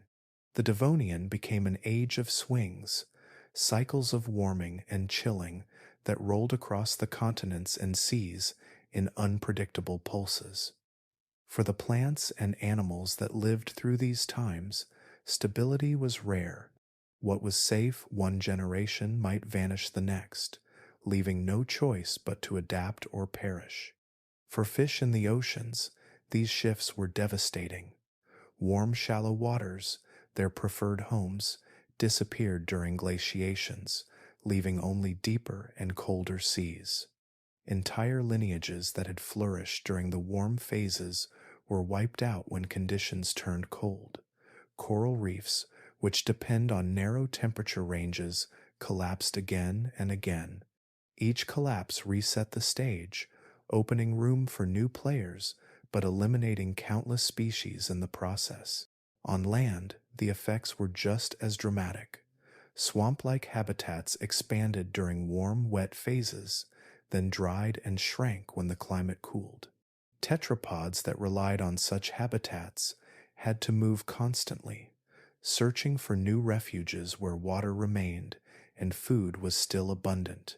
Those that could tolerate wider ranges of conditions stood a better chance of survival. Those that specialized too narrowly often vanished when the environment shifted. Imagine an early tetrapod living in a rich wetland during one of the warmer phases. Insects crawl across damp vegetation, arthropods scuttle under mats of moss, and pools provide safe breeding grounds. Then, over time, the air cools, rainfall lessens, and water retreats. The swamp dries, insects scatter, and the once fertile habitat becomes a patch of cracked soil and brittle ferns. The creature must push onward, moving to new rivers, new lagoons, or risk dying in a place that no longer sustains life. Every migration was a gamble, but these gambles forced adaptation, shaping stronger lungs, sturdier limbs, and greater resilience. The harsh cycles of the Devonian acted as a crucible. They burned away the fragile and the inflexible, leaving behind only those species capable of bending without breaking. Each warming phase encouraged expansion and experimentation. Each cooling phase culled the weak, trimming back the branches of life's tree. The survivors carried forward, not because they were the largest or the fiercest, but because they could endure change itself. For early tetrapods, this meant more than survival. It meant opportunity. The unstable climate carved new coastlines, opened new habitats, and left behind fresh stages for colonization. Life that had already begun to edge onto land found the drive to push further, for every cycle reminded them that the water was no longer reliable. The land, despite its dangers, offered something that the seas could not: permanence. Even as rivers shifted and swamps dried, the solid ground beneath them remained. For those who learned to master it, there was security amid the chaos. The Devonian was not gentle, but its chaos was fertile. It shaped creatures into forms more resilient, more resourceful, and more capable of surviving beyond the water. The forests had greened the continents, the atmosphere had thickened with oxygen, and now the climate itself was forcing adaptation at a relentless pace. Out of this crucible, the tetrapods that would one day inherit the earth were being forged, and as they spread into new habitats and left their marks across the land, their presence grew more visible, etched into the mud and pressed into history as they began expanding their reach across the continents. The great swings of climate, the greening of the continents, and the constant pressure of predators in the seas all worked together to push tetrapods further into their new frontier. What had begun as hesitant crawls onto mudflats now turned into true excursions. The shoreline was no longer just a temporary refuge but a starting point, and the first tetrapods began to spread outward from coasts into swamps, rivers, and floodplains. The world that once seemed empty was filling with footprints. Along the coastlines, the pioneers still lingered, half bound to water, half tempted by land. Estuaries remained bustling with opportunities, their shifting sands rich with food, and their shallow waters forgiving for clumsy limbs. Here, tetrapods prowled the edges, lying in wait for insects and arthropods scuttling across damp moss. They pressed their limbs into the mud, leaving tracks that told of their growing presence. Over time, these marks multiplied, stretching further from the water, as though each generation gained a little more confidence to stay ashore. Swamps became the next step in their expansion. These wet, tangled habitats offered both water and land in close proximity, a perfect middle ground for creatures still dependent on both. Within the dense vegetation of the swamps, food was abundant. Arthropods crawled across the decaying plant matter, insects rose in clumsy flights, and decaying leaves created thick mats of detritus that smaller creatures thrived in. For tetrapods, these swamps were banquets. They could lurk at the water's edge, then push forward to snap at prey that would never return to the waves.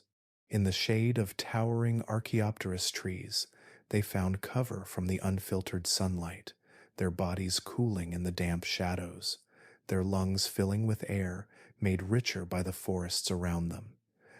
Rivers, too, became highways of opportunity. Flowing across the continents, they carried fresh water deep into the interior. For tetrapods, these rivers were not barriers but corridors, drawing them away from the coasts and into new lands. Each bend of a river led to hidden pools and lagoons, places where tetrapods could thrive. As they followed the rivers inland, their tracks appeared on the muddy banks, silent signatures pressed into the soil. Over time, these trails linked coast to swamp, swamp to forest, and forest to plains. The world was being mapped in footprints long before humans would ever walk the earth. Imagine a humid Devonian floodplain after seasonal rains, Pools of shallow water glimmer in the low sunlight, their edges soft with mud.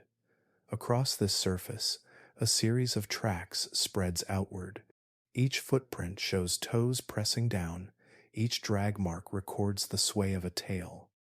The trail winds from one pool to another, sometimes doubling back, sometimes disappearing into dense vegetation. These are not the marks of a wandering fish. They are the path of a tetrapod, moving with purpose, exploring a world that just a few million years before had been silent and untouched.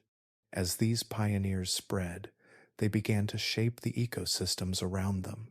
Insects and arthropods that once scurried without fear now faced predators waiting in ambush. Plant litter that had once decayed in peace was disturbed, sifted through by creatures searching for prey. Rivers that had once carried only fish now echoed with the movements of animals that could rise from the water and leave their prints behind. The land was no longer the sole domain of plants and invertebrates. Vertebrates were here now, and they were not turning back. The expansion of tetrapods was slow, measured in generations and tiny adaptations, but it was relentless. From one coastline to another, from shallow swamps to deeper forests, they moved steadily forward. Their spread was not confined to one continent. Fossilized footprints reveal their presence across ancient landmasses that today are scattered across the globe. They walked in regions that would one day be Europe, in places that would one day be North America, in lands that are now part of Greenland and Australia. The Devonian pioneers carried their story across the earth, leaving behind the first vertebrate traces that stretched from shore to shore. Each footprint pressed into mud told of an extraordinary achievement. They were the evidence of creatures overcoming gravity, defying the dangers of land, and finding strength in lungs, ribs, and limbs. The marks they left behind were not just physical impressions, but symbols of life's persistence. Where there had once been silence, there was now movement. Where there had once been emptiness, there was now exploration. And yet, even as tetrapods spread across continents, the world was entering a time of great upheaval once more. The Devonian, rich with innovation and expansion, was also approaching one of its darkest chapters. A wave of extinctions loomed on the horizon, a test that would decide which lineages would survive and which would vanish into history. The Devonian was an age of extraordinary progress, yet even in times of growth, Earth holds within it the power to sweep the slate clean. Around 375 million years ago, the world entered one of its darkest chapters, a series of crises that would strip the oceans of much of their life and force survivors to adapt or perish. This event, known as the Late Devonian Extinction, unfolded not in a single instant like the asteroid strike that would one day fell the dinosaurs, but in waves that lasted for millions of years, an extended trial that reshaped the path of evolution. The first signs appeared in the seas, where life had long flourished in shallow waters. For much of the Devonian, coral reefs had stretched across continents, home to endless varieties of fish, mollusks, and arthropods. But as climates shifted and plant life transformed the atmosphere, these reefs began to suffer.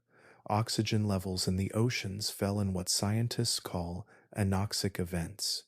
Vast stretches of shallow seas became suffocating dead zones, where fish gasped and died, their bodies sinking into lifeless silt. Reef ecosystems collapsed, many never to return. The brilliant diversity that had defined the Devonian seas dimmed, its most vibrant communities silenced. Placoderms, the great armored fish that had ruled the oceans with their crushing jaws, were among the hardest hit. Once the undisputed apex predators, their line dwindled and eventually vanished entirely. Dunkleosteus, the terror of the seas, disappeared, leaving no descendants. With them went an entire dynasty of predators, their armored bodies and fearsome designs consigned to history. Sharks, smaller and more adaptable, endured, but the balance of power in the oceans was forever altered. The extinction did not strike all at once, but in pulses. Some scientists believe global cooling tied to the spread of forests played a role, as plants drew down carbon dioxide, lowering greenhouse gases and triggering ice growth. Glaciations formed, sea levels fell, and shallow habitats shrank further. Other hypotheses suggest volcanic activity, spreading toxins into the seas, or even meteor impacts that added to the chaos. Whatever the combination, the results were devastating. Estimates suggest that 3/4 of all marine species perished across the span of these extinction waves. The oceans, once brimming with diversity, were left quiet and empty. And yet, amid the devastation, life on land was beginning to find its foothold. Tetrapods, though still few in number and awkward in their movements, weathered the crisis better than many of their aquatic relatives.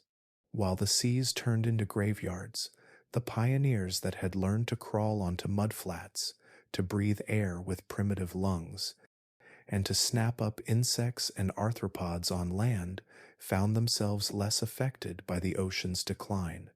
Their very experiments in leaving the water had become their salvation.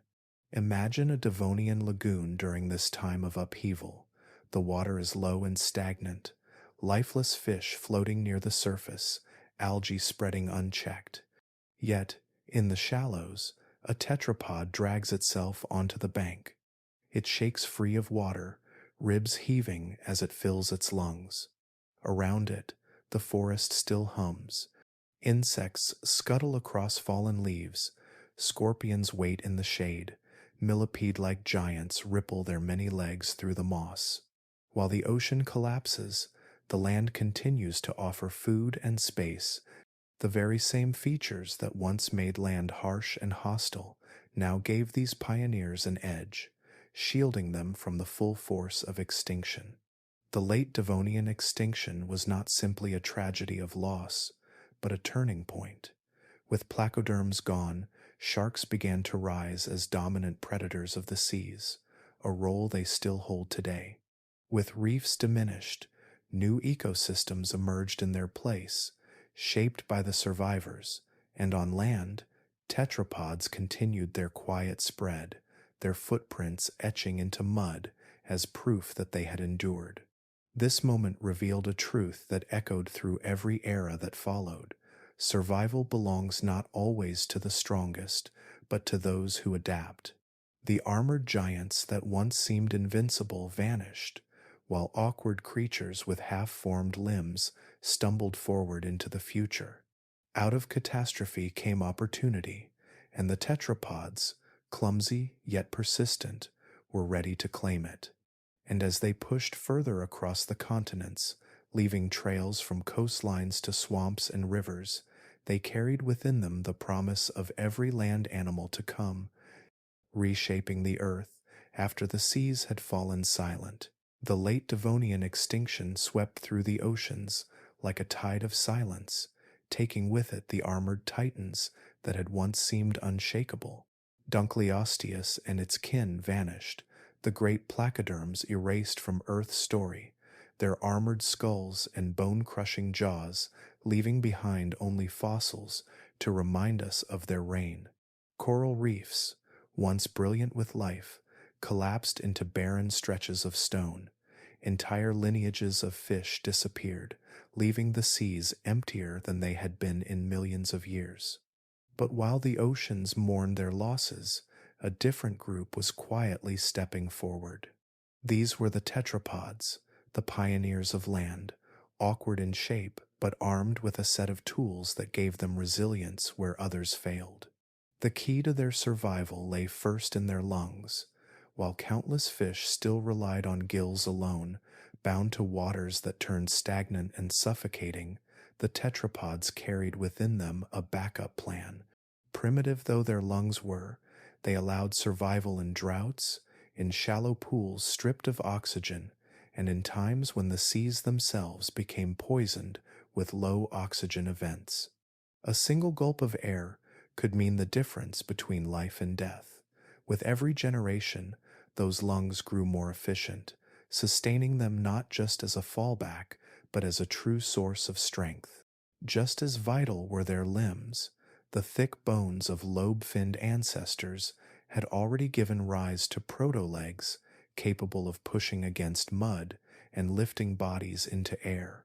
When shallow waters dried, when lagoons vanished, these limbs turned potential death into escape. Tetrapods could drag themselves into new pools, cross damp land to find fresher waters, or even linger on shores where food scuttled freely. Each awkward push forward, each trembling lift of the chest, gave them an edge over creatures still trapped in water. In times of crisis, mobility was life, and tetrapods carried mobility in their very bones. Adaptability bound these features together. The tetrapods were not specialists. They were not locked into the ocean's reefs or the narrow confines of a single food source. Instead, they were opportunists. On land, they could snap at insects, scorpions, and millipede-like giants. In shallow water, they could still hunt fish and feed on decaying plants. They shifted between worlds, never tied too tightly to one environment. This flexibility made them survivors, for when one world collapsed, the other still offered chances. Contrast this with the fate of the placoderms.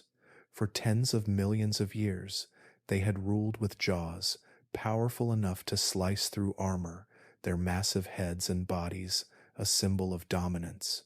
Yet their strength was also their weakness. They were heavy, slow to adapt, and bound entirely to water.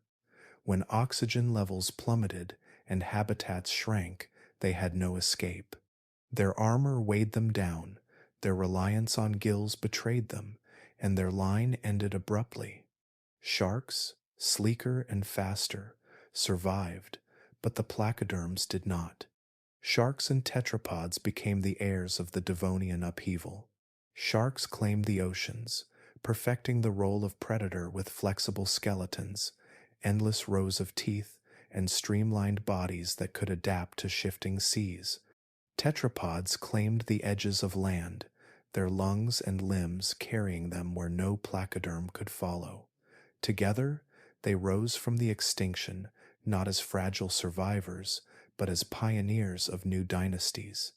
Imagine a swamp just after the extinction's toll. The waters are quieter, fewer fish stir beneath the surface. The reefs that once bustled with color are reduced to rubble. But in the shallows, a tetrapod crawls forward, eyes lifted, ribs straining as it breathes the air. It snaps at an insect crawling across moss, then slides back into a pool to hunt what fish remain. It has choices, where others had none. Each choice strengthens its hold, each adaptation carving a path into the future. The story of why tetrapods won is not one of overwhelming strength or size. It is a story of resilience, of being prepared for change, of carrying within their bodies the flexibility to endure. Lungs gave them breath when waters failed. Limbs gave them movement when ponds dried. Adaptability gave them freedom when others were trapped. These quiet advantages, easily overlooked in times of stability, became the deciding factors when the world turned unstable. And so, in the silence left by extinction, tetrapods spread further, from coastlines to swamps, from rivers to forests. Their footprints multiplied, their presence undeniable. They were awkward, they were clumsy, yet they were also survivors, and from their persistence would rise the countless forms of life that one day filled the earth. With the placoderms gone and the oceans emptied of their once dominant rulers, a space had opened in the story of life. Sharks claimed the deep seas, but on land and in the shallows, Another kind of creature was stepping into its inheritance. The tetrapods, once clumsy and fragile, now began their great colonization. What had started as hesitant crawls across muddy banks turned into migrations across entire continents. Their footprints, pressed into the soft edges of rivers and swamps, stretched farther and farther until they appeared across the ancient landmasses of the Devonian world. The first wave of tetrapods spread globally. They moved along coastlines that wrapped around vast supercontinents, slipping into new lagoons, exploring fresh rivers, and pushing into swampy forests that had grown thick with Archaeopteryx. Each environment offered something different. Some regions gave them dense vegetation, where arthropods and insects scurried in abundance. Others provided shallow waterways that allowed easy retreat into water whenever danger loomed.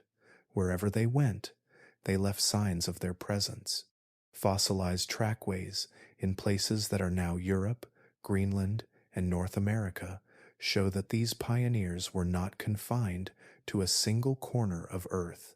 They were explorers in the truest sense, steadily advancing into landscapes that had never known vertebrates before. With this expansion came rapid diversification. The tetrapods did not all look the same, nor did they move or feed in the same ways. Some remained tied closely to the water, their limbs still broad and fin-like, their bodies long and sleek, suited for swimming but capable of brief journeys ashore.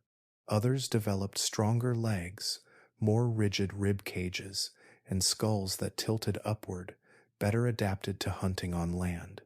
Acanthostega, with its many fingers, Ichthyostega, with its powerful limbs, and others, now lost to time, represented a burst of forms, each testing the possibilities of this new existence. Evolution, freed from the constraints of the ocean, began to sketch countless blueprints. Some would succeed, others would vanish, but together they filled the world with new shapes of life. This diversification was not only about survival, it sparked the beginnings of an evolutionary arms race. On land, food was plentiful, but so were competitors. Arthropods that had once crawled in peace now faced predators with jaws strong enough to crush them. Insects that lingered too long in the open became easy meals, as prey adapted with harder exoskeletons, quicker movements, and more cautious behaviors. Tetrapods adapted in turn, sharpening their senses, strengthening their limbs, and experimenting with new hunting strategies. Each step forward by one side drove innovation in the other, a cycle that would shape the course of life for millions of years to come. The arms race also extended into the water. With placoderms gone, sharks flourished, filling the oceans with speed and teeth. Tetrapods that still lingered in rivers and lagoons had to contend with these hunters, learning to strike quickly at the shore or retreat into thickets of plants for safety. Competition pressed against them from every side, yet this pressure did not break them. It refined them, forcing them to adapt faster, to become more versatile, to embrace the challenges of both water and land. Imagine a Devonian riverbank alive with this new tension.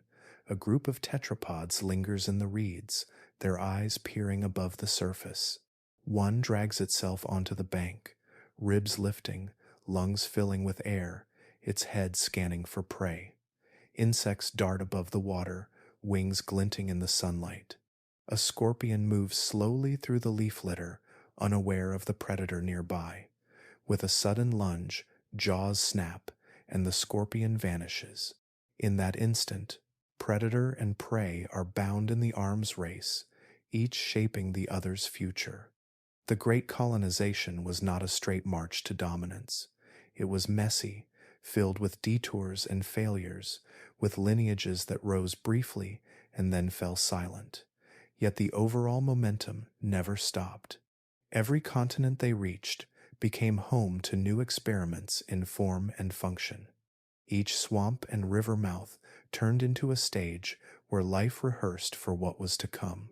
The tetrapods were no longer tentative visitors. They were becoming permanent residents, carving their place into the land with every generation. And as they spread and diversified, they laid the groundwork for the next great transformation. Amphibian-like creatures would soon step forward, bridging water and land even more fully, their bodies designed to thrive in both worlds. The great colonization of the Devonian was only the beginning, but it set the stage for all that followed, for reptiles, mammals, birds, and eventually us. As tetrapods spread across the swamps and rivers of the Devonian, their bodies were still caught between two worlds. Their fins had become limbs, their lungs had grown stronger, and their ribs held them up against gravity, yet they were not entirely free of the water. Every breath of air still tied them to damp habitats. Every stride still ended with a retreat into pools and lagoons, but evolution does not stop at halfway. With each generation, new forms arose that could live more comfortably in this in-between state. These were the first amphibian-like creatures, the next step in the long journey from fish to land animal. To see one of these early amphibians would have been to witness a body still marked by its watery past, but already preparing for a drier future. Their limbs were stouter than those of their ancestors, capable of lifting them higher from the ground. Their digits, once many and varied, began to stabilize, forming recognizable fingers and toes that could press firmly into mud or grip vegetation. Their skulls grew broader, their eyes positioned to scan the air as much as the water, and their jaws adapted to snap not just at fish, but at the arthropods and insects that filled the swamps. Yet these creatures were never fully of the land. Their skins, thin and delicate, required moisture to stay alive, for without water they would dry and crack beneath the sunlight. They laid their eggs in shallow pools, their young beginning life as aquatic larvae, breathing through gills before gradually developing lungs. In this way, the cycle of life mirrored the great transition of their species, every individual beginning in water before moving, however clumsily, into air. Amphibians would forever carry this dual existence, half bound to the element that birthed them, half reaching for the element that sustained their new conquests. The swamps of the Devonian and early Carboniferous became theaters for these dual-world creatures. In the shade of towering Archaeopteryx, amphibian-like tetrapods crouched by the banks, waiting for insects to stray too close. With a sudden lunge, their limbs propelled them forward, jaws snapping shut on prey that had never known vertebrate hunters before. When danger threatened, they slipped easily back into the water, their tails swaying them to safety. They were both predator and prey, hunters of the land and inhabitants of the pools, mastering neither entirely, but surviving in both. This adaptability proved crucial. Climate shifts continued to rack the earth, with droughts drying shallow lagoons and floods sweeping across floodplains. In such unstable times, creatures tied only to water were at risk, while those that could move between land and water found ways to endure. Amphibian-like tetrapods could forage on land when ponds grew stagnant, then retreat into deeper pools when the heat grew too intense. Their lungs gave them freedom, their limbs gave them mobility, and their reliance on water kept them tied to the environments where life still thrived. Imagine one of these early amphibians resting on a mossy bank. Its body glistens with moisture, its chest rises and falls with shallow breaths of air. Above, dragonflies with wingspans as wide as modern seagulls dart through shafts of sunlight. On the ground, scorpions patrol, their stingers raised, while millipede-like giants ripple across the forest floor. The amphibian waits, its upward-facing eyes scanning, its limbs pressed into the mud. A small insect lands nearby, and in an instant the amphibian lunges, jaws clamping down with a wet snap. It swallows, then retreats slowly into the safety of the water, tail swaying lazily behind. In this one motion lies the essence of its existence, a life split perfectly between two worlds. As generations passed, amphibians diversified. Some grew larger, becoming the dominant predators of swamps and rivers. Others remained small, nimble hunters of insects. Their very presence reshaped ecosystems. Insects that once scuttled, unchallenged, now evolved quicker reflexes, stronger defenses, or the ability to take flight. Plants that grew in damp soil were trampled by crawling bodies or browsed by larvae. Each step of amphibian expansion drew the world deeper into complexity, layering predator and prey, hunter and hunted across the land. These creatures represented more than survival. They were a promise of what was to come. For while amphibians remained tied to water for breeding, their very existence demonstrated that vertebrates could live on land in a sustained way. The conquest of land was no longer just an experiment. It was becoming permanent, a way of life carried forward not just by chance, but by thriving communities. And as amphibians made swamps and rivers their homes, the lineages that would one day split into reptiles, birds, and mammals were waiting in the wings, gathering the final adaptations needed to sever the last ties to water and step fully into a new world. The amphibians that rose from the Devonian swamps were not just creatures of their own time. They were the ancestors of a legacy that stretches unbroken all the way to us. Every reptile that would one day bask in the sunlight, every bird that would take flight across the skies, every mammal that would roam forests and plains, even humanity itself, carries within its body a direct inheritance from those fish that first pressed their fins into mud. The Devonian was not simply an age of fish. It was the age when the blueprint of our bodies was first written. Our limbs tell this story most clearly. Look at your hand, at the curve of your palm, the arrangement of your fingers. Now picture a lobe-finned fish swimming through a Devonian lagoon. Inside its fins lay thick bones that extended outward, branching into smaller structures. Those bones were the first drafts of the pattern that would one day become arms, legs, hands, and feet. Over countless generations, they strengthened, lengthened, and reshaped. But the essential plan remained the same.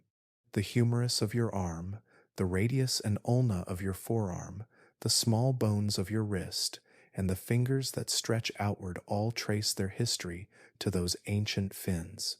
Each time you reach for something, you echo a movement first tested in shallow pools nearly 400 million years ago. The same is true of your legs. The femur, the tibia, the fibula, the ankle, and the toes are not random inventions. They are descendants of the same structures that once helped a fish push against muddy ground. When early tetrapods dragged themselves across Devonian swamps, they were not only surviving, they were laying down the architecture of every stride that would ever be taken on land. From the delicate steps of a sparrow to the gallop of a horse, from the silent stalk of a tiger to the patient walk of a human, all are variations on that first experiment. Even our lungs are inherited from these pioneers. What began as swim bladders in fish, small sacs that allowed control of buoyancy, gradually became organs that could draw in air. For the tetrapods, these lungs were crude but life-saving, sustaining them when waters grew stagnant or drought left pools gasping with low oxygen. Over time, these sacs grew more complex, supported by ribs and muscles that could expand and contract. In our own breathing, in the quiet rise and fall of our chests, we carry forward that same mechanism. Each breath is not simply air exchanged, it is a link to the first creatures that dared inhale the open atmosphere. The skull, too, carries traces of this lineage. The placement of our eyes, the joints of our jaws, the bones that form our ears, all have roots in the structures of Devonian fish. Even the way sound reaches us, through tiny bones in the middle ear, can be traced back to modifications of bones that once supported gills. To hear a bird call, to listen to music, to enjoy the sound of waves on a beach is possible because ancient fish reworked their anatomy for survival. Imagine those pioneers resting on the bank of a swamp. Their fins press awkwardly into the mud, their lungs fill with warm air, their eyes scan both water and land for food or danger. They do not know it, but they are carrying the future in their bodies. Each lunge forward, each breath, each movement of limb against soil is carving the template for all that will follow. They are not simply surviving their own age, they are creating the foundation of ours. When you stretch your arms wide, when you climb stairs, when you simply take a step, you are repeating motions that began in those Devonian shallows. Our bodies are not inventions of the recent past, but continuations of experiments millions upon millions of years old. Every vertebrate on land today, from reptiles basking in the desert, to birds soaring above oceans, to mammals raising young in forests, owes its existence to the same lineage. We are all branches of a tree that sprouted from the fins of fish. And as these first blueprints carried forward, curiosity itself, our ability to wonder about these origins, was only possible because those fish did not stay in the water. The story of our lineage, of fins turning into limbs and water giving way to land, is not only written in the past, it is written in stone, and it has taken generations of fossil detectives to uncover it. Every fragment of bone pulled from the earth, every track pressed into ancient mud, adds a sentence to the great story of how fish conquered land. The clues are scattered, often broken or incomplete, but patient hands and curious minds have stitched them together piece by piece. Without these discoveries, the leap from sea to shore would remain little more than speculation. One of the most remarkable of these discoveries came in the icy wilderness of the Canadian Arctic. In the early 2000s, a team of paleontologists led by Neil Shubin, Ted Daschler, and Ferris Jenkins set out to search in a region where few had ventured. They had studied rock layers and maps, narrowing in on formations that dated back nearly 375 million years. The logic was simple, yet bold. If tetrapods had first emerged around that time, then somewhere in those rocks the evidence might still wait. The conditions were harsh. The ground was frozen for much of the year, and the work required long days of digging through barren landscapes. Yet persistence paid off. In 2004, after years of searching, they uncovered a skull unlike any they had seen before. It was broad and flat, with eyes positioned on top, perfect for peering out of shallow water. As more of the fossil emerged, the features became clearer. This was no ordinary fish. It had fins, yes, but inside those fins were bones that looked startlingly like wrists. Its neck could bend, allowing its head to move independently of its body, something no fish had ever done. They named it Tiktaalik, a word from the Inuktitut language meaning large freshwater fish. To the world, it became famous as the fish with hands. Tiktaalik was not fully a tetrapod, but it was no longer just a fish either. It stood at the threshold, its body bridging the divide between water and land. Its discovery confirmed what had long been suspected, that the transition had not been sudden, but gradual, with creatures like Tiktaalik testing the new possibilities one adaptation at a time. The fossil, displayed in museums today, is more than bones and stone. It is a window into the exact moment when vertebrates began to conquer land. But Tiktaalik was not the only clue. Thousands of miles away, in the quiet countryside of Poland, another piece of the puzzle was unearthed. Here, paleontologists discovered something even older than Tiktaalik's bones, trackways pressed into stone nearly 395 million years old. The impressions revealed footprints, each showing clear digits spread into the mud, left behind by tetrapods that had already walked confidently on land. The tracks stretched in patterns that could only have been made by animals moving purposefully, lifting their bodies from the water and striding forward.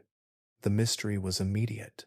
How could these footprints exist millions of years before Tiktaalik? No known fossils matched the creatures that had made them. It was as if an entire chapter of evolution had been torn from the book, leaving only the footprints as evidence that it had once been written. These trackways challenged the timeline, forcing scientists to reconsider the neat order of discoveries. Perhaps tetrapods had emerged earlier than expected.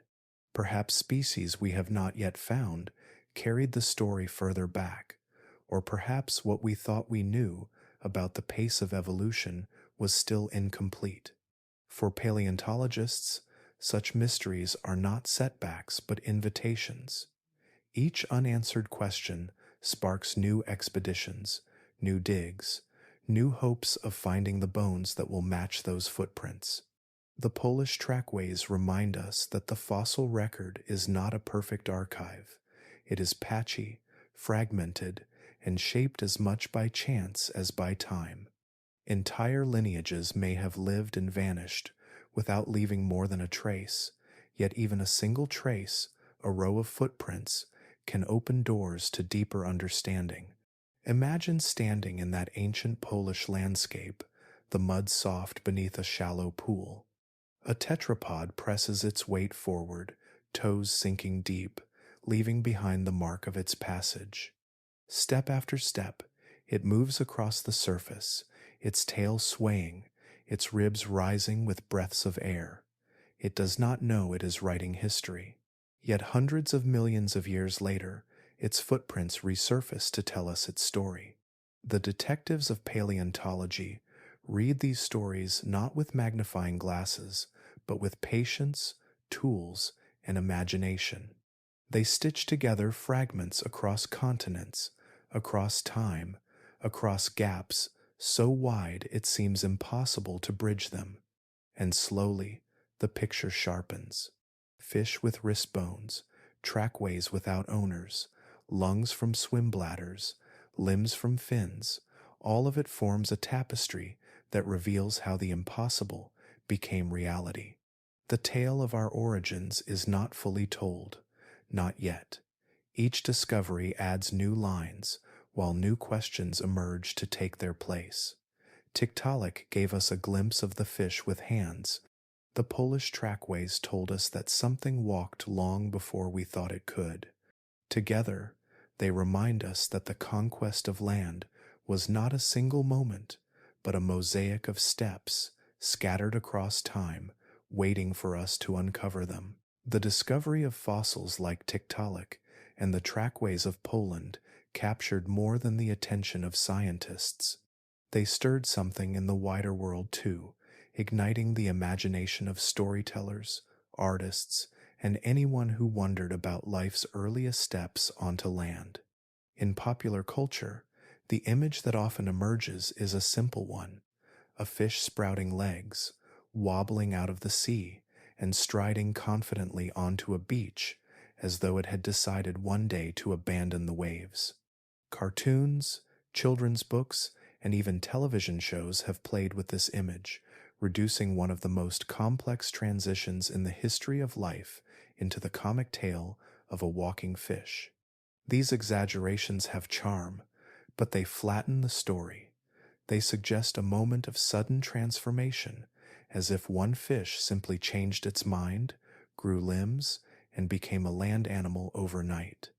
Some depictions even show creatures smiling or proudly hoisting themselves up, as though they knew they were taking the first step toward humans. The truth, as science reveals, is far stranger and far more profound. The transition from water to land was not a single leap, but a long, stumbling process that unfolded across millions of years. It was not the work of one species or one dramatic moment, but of countless generations, each carrying tiny modifications that built upon what came before. A fish with slightly stronger fins could push against mud a little better. A fish with a lung-like organ could survive a little longer when oxygen in the water grew scarce. A fish with upward-facing eyes could spot prey above the surface more easily. None of these changes made the creature a land animal on its own, but together, over time, they formed the mosaic of traits that allowed vertebrates to leave the seas behind. This mosaic is what makes the real story more astonishing than the myth. Imagine the sheer improbability of it, a world where land was empty of vertebrate life, where gravity pulled heavily on every body, where lungs struggled against thin air, and where the blazing sun offered no shade. Yet in this hostile setting, fish-like creatures tested themselves again and again, crawling into environments that offered both risk and opportunity. That slow persistence, repeated through uncounted generations, is what paved the way for every step ever taken on land since. Popular depictions also tend to paint the pioneers as oddities, as if they were bizarre accidents. Science shows something deeper. They were not accidents at all, but the products of relentless natural selection.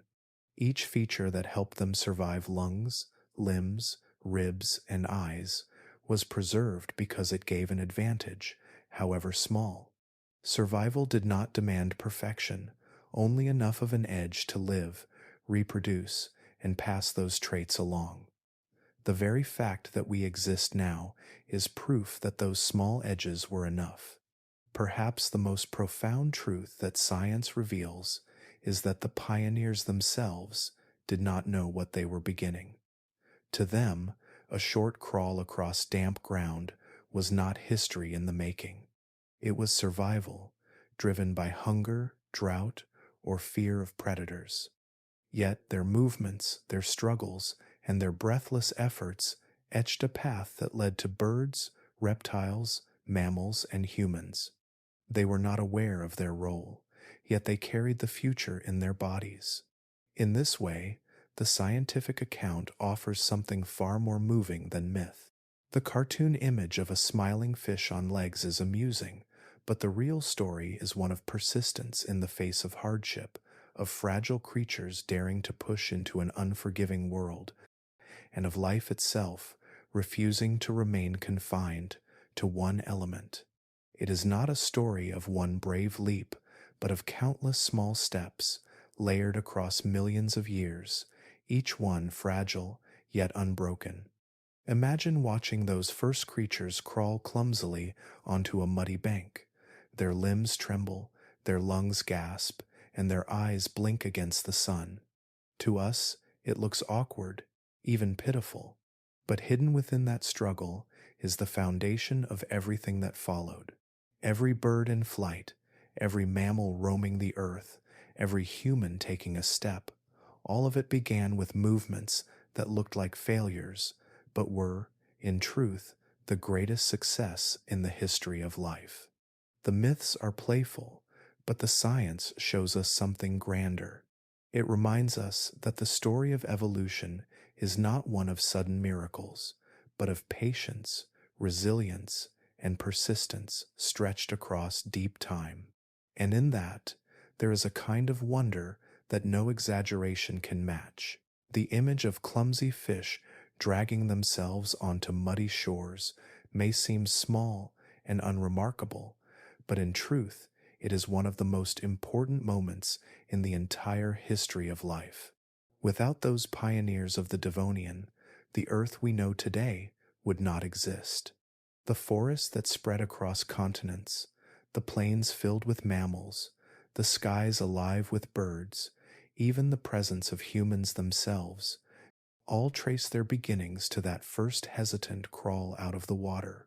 Had those fish remained bound to the seas, the land might still be barren, silent and empty, its soil untouched by footsteps. For nearly 4 billion years, life on Earth was confined to water. The oceans were worlds in themselves, vast and teeming with creatures that never once dreamed of stepping onto land.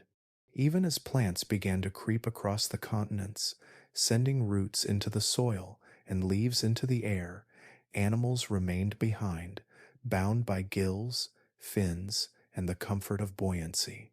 The Devonian changed everything. In that age, life found the courage to cross boundaries.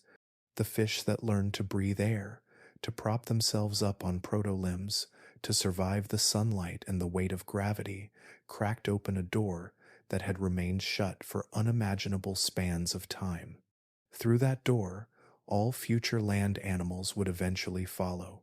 Consider what the world would be without them. No birds singing at dawn, no reptiles basking on warm stones, no mammals nursing their young beneath trees. Without that leap, the air would still be filled only with the sound of wind. The land would be nothing more than a stage for plants and insects, a green carpet without the weight of vertebrates to walk upon it. Rivers would flow without footprints along their banks. Forests would stand without deer to graze, wolves to hunt, or humans to wonder at their beauty. The story of Earth would be missing half of its pages. Instead, those first steps unlocked possibility. Once vertebrates claimed land, ecosystems blossomed. Amphibians thrived in swamps. Reptiles perfected ways of laying eggs away from water. Birds eventually mastered flight, and mammals carved niches across every environment. From deserts to mountains, from frozen tundras to steaming jungles, the conquest of land gave rise to a world of breathtaking variety. Every predator that stalks, every herbivore that grazes, every bird that soars, is part of a lineage that began with those fish pressing themselves into Devonian mud. The leap also reshaped the planet itself. When vertebrates moved onto land, they became new agents of change. They trampled paths through vegetation, redistributed nutrients, and became prey for some species and predators for others. Their presence drove insects to evolve stronger defenses, plants to grow tougher leaves, and ecosystems to grow more complex. The land was no longer just a backdrop for life. It became alive in its own right, shaped and reshaped by the creatures that walked upon it. It is almost impossible to imagine the bravery of that first crawl. The water was safe, filled with food and buoyancy, while the land was hostile, dry, and crushing. Yet the move was not made for glory, but for survival. Droughts, predators, and shifting seas forced creatures to explore beyond their element. What began as desperation became opportunity, and what began as awkward, trembling movements became the foundation for every stride that followed. From those uncertain beginnings came lions chasing prey across golden plains, eagles circling high in blue skies, and humans taking giant leaps into space. Imagine for a moment standing at the edge of a Devonian swamp. Before you stretches a land nearly silent, broken only by the whisper of wind through primitive trees. From the water, a fish-like creature emerges, its scales glistening, its protolimbs pressing into the mud. It pauses, gasping, ribs straining as lungs fill with warm air. Then it moves forward, leaving behind the first true footprints on land. That small act, repeated countless times by countless individuals, reshaped Earth forever. It was not just survival, it was the birth of a new world. This leap matters because it is the reason we are here. Every breath we take, every step we walk, every glance we lift toward the sky is possible because those fish did not remain in the oceans. They carried within them the seeds of change, the bones that would become our arms and legs, the lungs that would become our breath. Their struggle became our inheritance, their success our very existence. And as the Devonian age gave way to the Carboniferous, and forests grew thicker, and amphibians spread wider, the earth continued to change, unfolding into a planet rich with diversity, a planet where land and sea alike pulsed with life.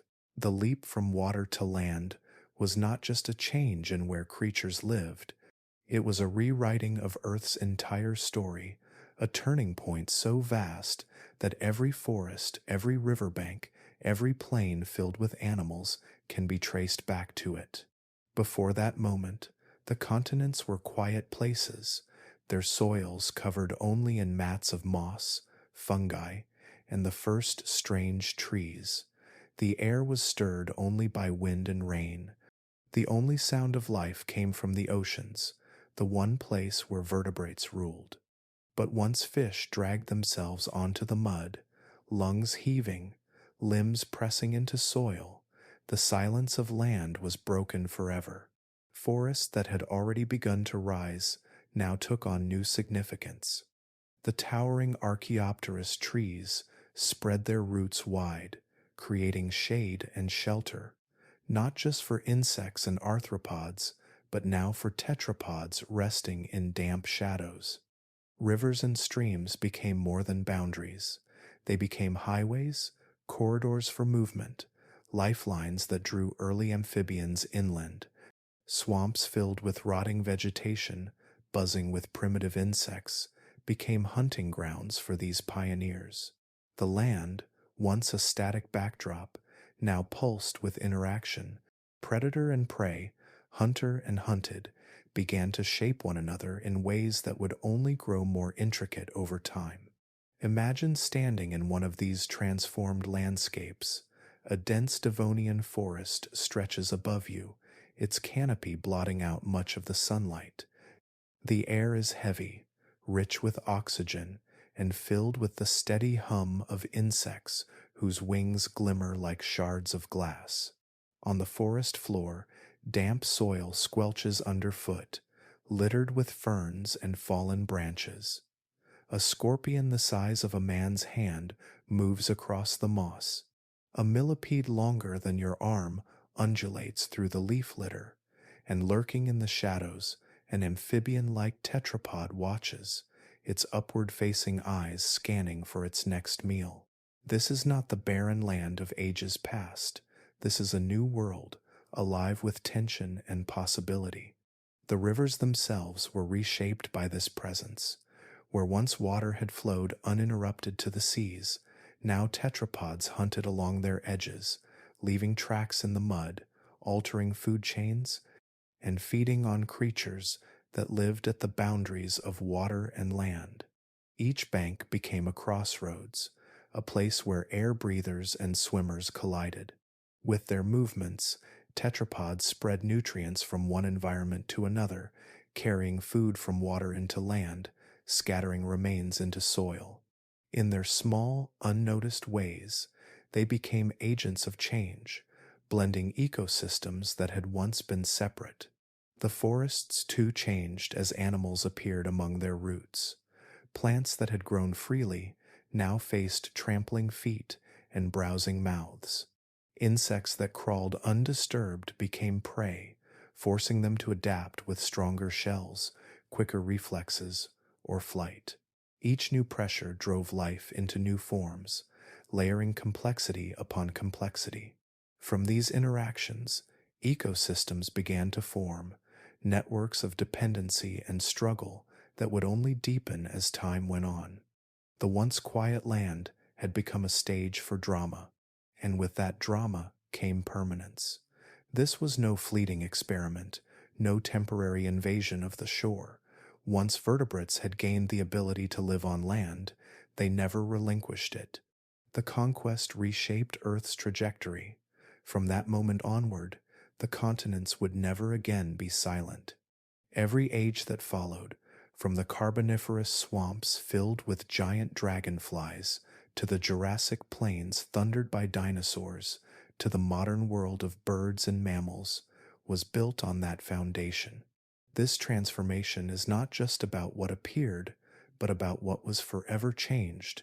The Devonian leap gave rise to forests filled with movement, rivers lined with footprints, skies destined to echo with birdsong, and soils destined to carry the weight of herds and humanity. It ensured that land, once barren, would be as alive as the seas. Imagine Earth without it. The oceans would still hold fish, sharks, and reefs, but the continents would remain empty, a green world without animal footsteps, without birds to stir the air, without mammals to walk beneath the trees. The Devonian pioneers rewrote that fate. They carved life into stone, into soil, into rivers, into forests. Their bodies carried not just their own survival, but the future of every creature that would ever walk, crawl, or fly upon the land. In that rewriting, Earth itself became something new.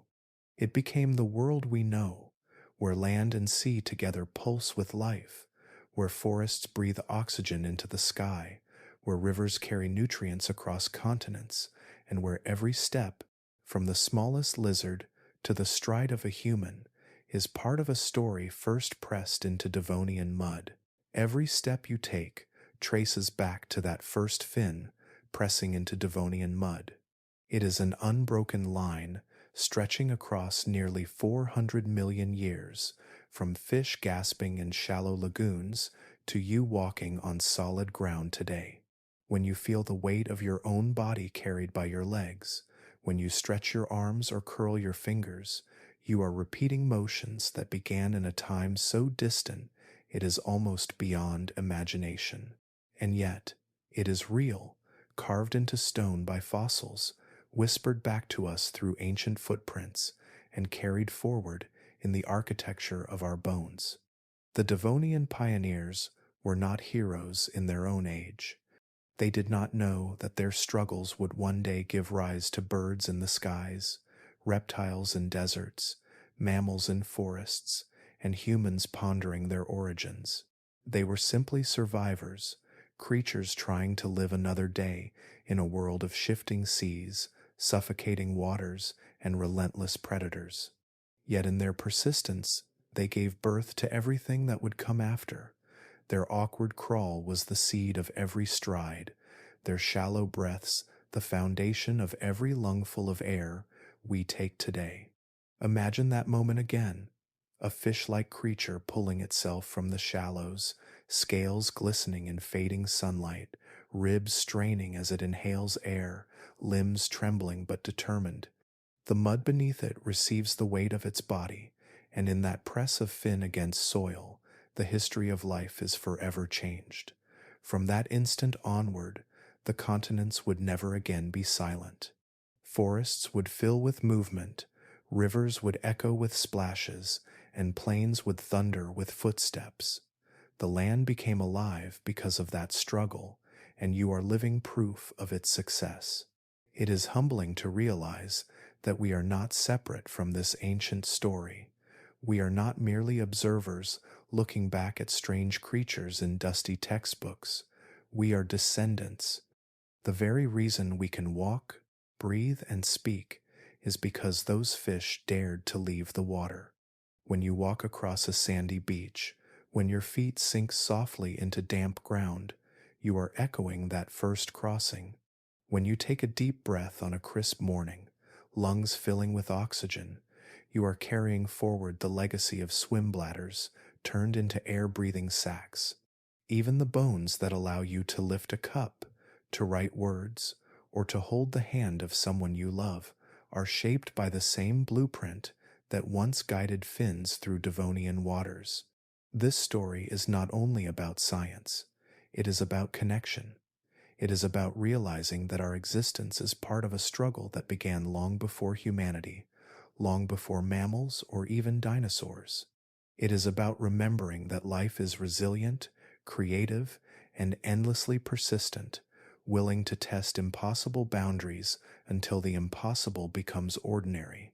That resilience flows through us still, in every heartbeat, in every breath, in every step. We are carrying a 400 million year old triumph. As you let this thought settle, I invite you to reflect on the creatures we have met tonight. Perhaps you found yourself fascinated by the armored Dunkleosteus, jaws strong enough to crush bone, or maybe Tiktaalik, the fish with proto-hands, captured your imagination. Perhaps it was the silent footprints pressed into stone in Poland, or the strange forests filled with insects the size of birds. Each of them, in their own way, tells a part of the same story, the story of how life conquered land. Which of these Devonian beings spoke to you most deeply? I would love to hear in the comments below. And if you have enjoyed this slow journey through deep time, I would be so grateful if you tapped subscribe and left a gentle like on this video. It may seem small, but it helps this peaceful little corner of the internet reach other curious minds who might also find comfort in the quiet wonder of science. Together, we are building a community that stretches across the world, one that values curiosity, rest, and the beauty of stories that connect us to the ancient earth. So now, as your eyes grow heavier and your thoughts drift, remember that your body carries the legacy of creatures that once dragged themselves from the ocean into a world unknown. Their struggle became your possibility. Their footprints became your path. Every step you take is part of their story, a story written in mud 400 million years ago, still unfolding with every stride you make today.